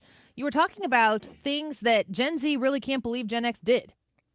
Mm-hmm. Can you recap where you started and we'll finish the list? Absolutely recap. So we got through a couple. The first one was be home when the street lights turn on. The second, respect for elders and is non-negotiable. And I said that this one isn't black and white necessarily, because I think that some of these aren't necessarily bad things either. And I think this one's kind of in the middle, right, where you can, I think to a certain extent stand up for yourself and still be respectful. And I think that for a long time, it's kind of just been a blind argument of no, you sit there and you take it. There used to be very definitive lines in age, generationally, respecting your elders. That used to be super definitive. And now we have, I think we snap back a little bit to reality with parents who understand how harmful it can be if you prioritize being your kid's friend over their parent. You think so? Yes. I think if you are your child's parent, one day you can be their friend. But if you are only your child's friend, you will miss the opportunity to be their parent, and then the world will get a hold of them. I feel like That's bleak. I feel like I'm just now getting to enter into the phase where I'm becoming friends with my parents. Do they like you? I hate it. I'm just kidding. I'm kidding. It's pretty awesome. I love it. I really do enjoy it. How long is that post marriage? No, it's probably more post college. But it's post-marriage, I think, was another step of it because it's a whole new level of independency. So your parents like you? They like who you've become. Yeah, I think so. Of course they do. My dad says I need to work out more, but besides that, I think I do a pretty good job. What a good dad. See, Yeah. he's your friend, but he's also still your parent. Yeah, he's like, then get up in the morning. If you sleep for 5 hours, you sleep for 5 hours. That's what he says. He's not wrong. Is your dad like his parents? Does he come by it honestly? Is there a long line of like Hannaford, tough love? Is your dad a tough lover? Yes. He's not entirely like his parents. I think he does like model some things, but yeah, there is, I think, a similar to his dad, a like be straight up. Okay, I'm going to ask you. Call it how it is. This is a bold question to ask you without prefacing the question off air. Do you think you'd be a lot like your dad as a dad? Would you want to be? In a lot of ways, yes. And I think I will probably be very similar to him in a lot of ways. Like my dad wasn't perfect, right? There's things I could say like, yeah, I'd maybe seeing it from this side, I would like to do that better or that None of us better. parents are perfect. We're doing the best we can most of the time. Well, we're a lot of it is make it up as you go. What would Ryan say if he was sitting in this chair right now? That he's perfect. Thank you. Yeah, but I do think point that out. Do you want to have a kid like you? In some ways. I look back at my middle school I have a kid who is like self, me, and I'm always like, little girl, I wrote the book, so I know the game. You better play it smart. I look back at myself when I was in middle school. I was like, God, why? No wonder no one liked you. You're so annoying. You were so annoying. You just talked all the time. You liked Gangnam Style. Like it was bad. I just saw, I think was it 13 years ago? Yesterday was the anniversary of that song. Really? I think so. So my brother-in-law knows that I am super embarrassed of that time in my life, and he had the DJ play it at my wedding in front of everyone. Oop, oop, oop. And then I basically got forced to do it. The Korean oop. It was terrible. It was scarring. I hated it. Amazing. But here we are talking about it. Here we are. Should I do one of these before we go to a break real quick? Okay. The next one, handwritten thank you notes. This is completely lost. No one does this anymore, I feel like. And I kind of agree with what this is getting at. I think there is something behind handwritten thank you notes that there is. This says a stronger emotional connection than digital messages or texts. And I agree, because it takes more time. Do you always have time? No, but I think that's why it means more. And man, I think if you would ask most people my age, or even like in the last 5 years below me, very few people What about usually do this. A thank you note that is written to you and is an acknowledgement that you went to a thing or provided a gift to an event that would traditionally have gifts. And there's nothing in the thank you note that is personal to you. This is a great question. The thank then you it's note, pointless. The thank you note that could be written, you could write the exact same thing and change, dear Ethan, and then you say, thank you for coming to my our wedding celebration. It was so great to spend that special day with us. We appreciate you. There has to be at least one sentence in there that's about specified to you. Would you? I mean, I feel like, and I think if you're sending that note, you still get credit of some kind for like taking the time to send it. For sure. But I also don't need that on the receiving end. Like, I don't need to have a note that you weren't like, I can't wait to tell this person how grateful I am for this specific thing. So I feel like there are instances in my life where I would be compelled to write that thank you note. Now, I don't really have any events coming up in my life where I'm going to have a bunch of people get together and give me things. Those are all done in my life. But I just think to myself, like, the handwritten note to me, that has to feel like it was special for you to write it and take the time to send it to me, not like it was a task that you had to go through. Agreed. Ron commenting saying a generic Hallmark card for any occasion without a personal note is worthless, in my opinion. I agree. I also like Quick Rick's comment that says, thank you for the wonderful cheese slicer. Yeah. Just write the first line, go to the list. And then everything else cheese is script. slicer, write it in there. Everything else is script. Yeah.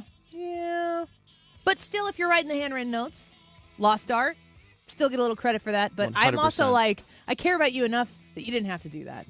That's fair. the poll results when we come back. As President Trump off course on the Epstein issue, stay tuned. You're going to want to hear these. We'll be right back.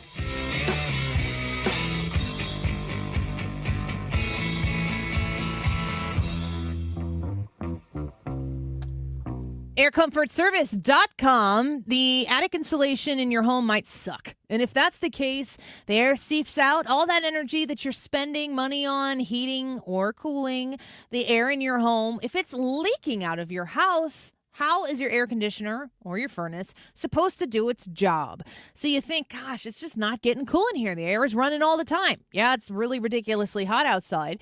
But if you feel like you're running it all the time and the AC unit's not old and raggedy, what is the problem? It might be your attic insulation. An Air Comfort Service can help assess that situation for you and ultimately stop putting so much strain on your HVAC system to cool, and never really get there.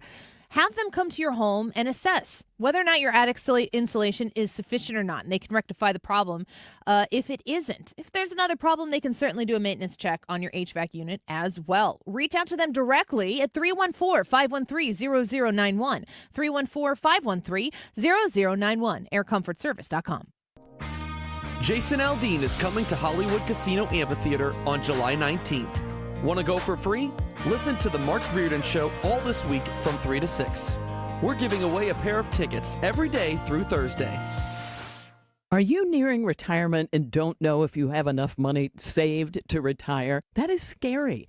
Do you have a written retirement financial plan in place? Well, when it comes to retirement planning, the trusted team at Financial and Tax Architects are the best. They've helped people all over St. Louis retire with confidence. And that's what you want. You want to retire with confidence. Now, they offer a one-night, 2.5-hour adult education class called Retirement Planning 101. They hold these at colleges over the St. Louis area and in Illinois. No cost, no obligation, just learning. And at this class, you learn how to avoid costly mistakes, how to maximize your income, how to reduce taxes in retirement. So call them today, 314-888-5101, or visit fta-ria.com and take the first step toward a smarter retirement. 314-888-5101. Guys, it's time to take charge of your health with my friends at Victory Men's Health. Mark Cox here. I already love what they do at Victory. They do hormone optimization, sexual health, weight loss, even vitamin deficiencies. Now they're offering specialty cardiovascular testing and even early detection cancer screening. Visit them at one of their 4 great locations, now in Sunset Hills, Town and Country, O'Fallon, Missouri, and O'Fallon, Illinois. Tell them Mark Cox sent you. Go to VictoryMen'sHealth.com. Hey, it's Mark Reardon for Generator Supercenter of St. Louis. And you know, your home is your sanctuary. You need to take the first step to peace of mind with a free estimate on a Generac home standby generator from the #1 Generac generator dealer in the country, Generator Supercenter. We learned the hard way here in St. Louis during the tornado recently that power can be knocked out. But even outside of that, what if the power grid fails and it's 100 degrees here in St. Louis? You don't want to be that person. Get with Generator Supercenter of St. Louis today. Generator Supercenter of St. Louis.com. Tell them that we sent you along. You've been listening to the very popular Wellness One for many years, Saturdays and Sundays on 97.1 FM Talk. We're happy to share that we've expanded the show to 4 times a week. Yes, 4 times every weekend. Saturday at 10 a.m., Saturday at 8 p.m., Sunday at 9 a.m., and Sunday at 2 p.m. It's the same great show designed to cut through the nonsense and provide you a common sense, science-based strategy for a healthy life. So join TJ and Aaron for Wellness One. Now 4 times a week on 97.1 FM Talk. With conviction and clarity, The Annie Fry Show on 97.1 FM Talk, St. Louis Conservative.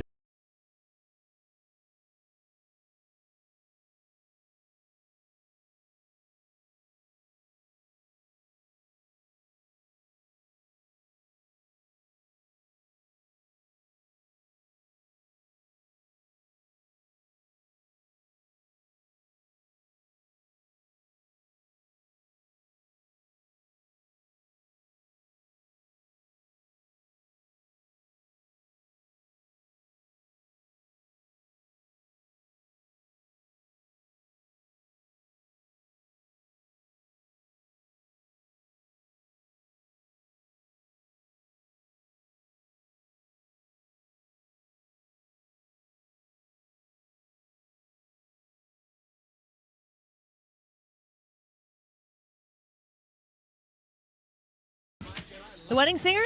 That's a movie? Oh, Sorry. man. This one is of your lifetime. You just broke Annie's heart. Have you seen Spaceballs yet? What time is it? 2:53. We got 3 minutes. I just got to fill for 3 minutes. We had homework. We said by Friday we were going to watch these movies. I know. Listen, here's the thing. I also have not watched The Godfather yet. I was really lazy in school. I should have told you that. So you shouldn't have expected me to do my homework. We can kind of tell. We'll watch The Breakfast Club tonight. You're in the Ryan Wiggins seat. You are not a lazy person. We, on the show, were discussing the different parts of this have come up over the course of different conversations on air, and we've talked about it off air. Of course, the fact that you were born in what year? 2000. 2000, that's what I thought. So Ethan is a child of the millennium, post Y2K. Heck yeah. Do you know what Y2K is? Yeah. I'm a Y2K baby. Do you know born in what, September. Do some math. Do you know what Y2K, like what that was? Year 2000. Okay, it's like he doesn't know. Turn the clock. He doesn't know. It's big old new century. Brad. I know there was all sorts of concerns that the world was going to end because of computer glitches and like planes were going to fall out of the sky. And you better have really? Yes. See, you don't know. Y2K was the idea that computer programs were built with the understanding that the year was a 19-something, and nobody knew when the year clicked over to 2000. Like, what would happen? You know what? And you know what? It was wild. Everybody, it was. We're gonna party like it's 1999. It was December 30th. We're all watching, and everybody was nervous, and nothing happened. I imagine nothing. this is probably what Native Americans were like when there was a solar eclipse. The Mayans. It just all of a sudden goes dark out, and they're like, "What's happening? Maybe What it's are we not gonna die?" 2012. Maybe This it was is the 2112. This is the modern version of that. Yeah, Y2K. I think it's nice that you've heard of the numbers and letters, but it was I have scary. Usually with a hashtag before it. I feel like yes. Hashtag. Well, no, we didn't have Y2K. hashtags. We didn't do That no, that's called the pound sign, and you use the pound sign. I do know what that is. To finish your voicemail or something. Is that what you did? You don't have to do that now. Press pound or hang up. The movie that you need to watch is Spaceballs. The movie that you're going to watch, Brad? The Breakfast Club. Never seen it? Never seen it. I've Shame never on seen you. The Godfather. And what did Brian say he had never seen? Ooh. I told him Top Gun because he's never seen Yeah. the original Top Gun. I think he might have said something else too. So we'll have to watch these movies that everybody but us have seen and report on them probably around Friday. The YouTube live chat poll for today is President Trump off course on the Epstein issue. I say a reluctant yes, but only in messaging. I have no idea if he's off course in the actual administration of it. Brad, your answer to this, yes or no? I'm yes, because they're not handling it. Ethan? I am a yes as well. 279 votes on the YouTube live chat poll. Is President Trump off course on the Epstein issue? 59% say yes, 41% say no. Another close one. We'll see what he's doing. There are a lot of theories out there. I'm reading all of them. I love them. Keep them coming to me on X at Annie Fry Show, and keep it here on the Odyssey app or 97.1 FM Talk for the Mark Reardon Show next. Attention. Have you racked up $10,000 or more in credit card debt? Are you barely getting by making minimum payments? With credit card debt reaching all-time highs, National Debt Relief is notifying consumers about significant debt relief options currently being made available to help those with overwhelming credit card debt. These options may reduce a large portion of credit card debt for those who qualify. You don't need to declare bankruptcy or take out a consolidation loan, and you may only have to pay back a fraction of what you owe, even if you have bad credit. National Debt Relief has already reduced the credit card debt for more than 550,000 consumers. So don't wait. If you owe $10,000, $20,000, or even $100,000 in credit card debt, you can now take advantage of this financial debt relief as the cost of living continues to skyrocket. To check what debt reduction you may qualify for, call 800-355-8282. That's 800-355-8282. Again, that's 800-355-8282. Ozzie Schmitt ready for the flip, and we're ready to start the season. Here we go. This is Cardinal Hall of Famer Ozzie Smith, and I'm flipping with excitement over the giveaway on Thursday, July 24th. That night, 20,000 fans 16 and older will take home the first ever legendary backflip bobblehead, featuring me, courtesy of Phillips 66. Don't miss the flipping awesome giveaway. We can't wait to see you on Thursday, July 24th. Secure your tickets and learn more at cardinals.com/promotions. Harry Potter Night is at Busch Stadium on Thursday, July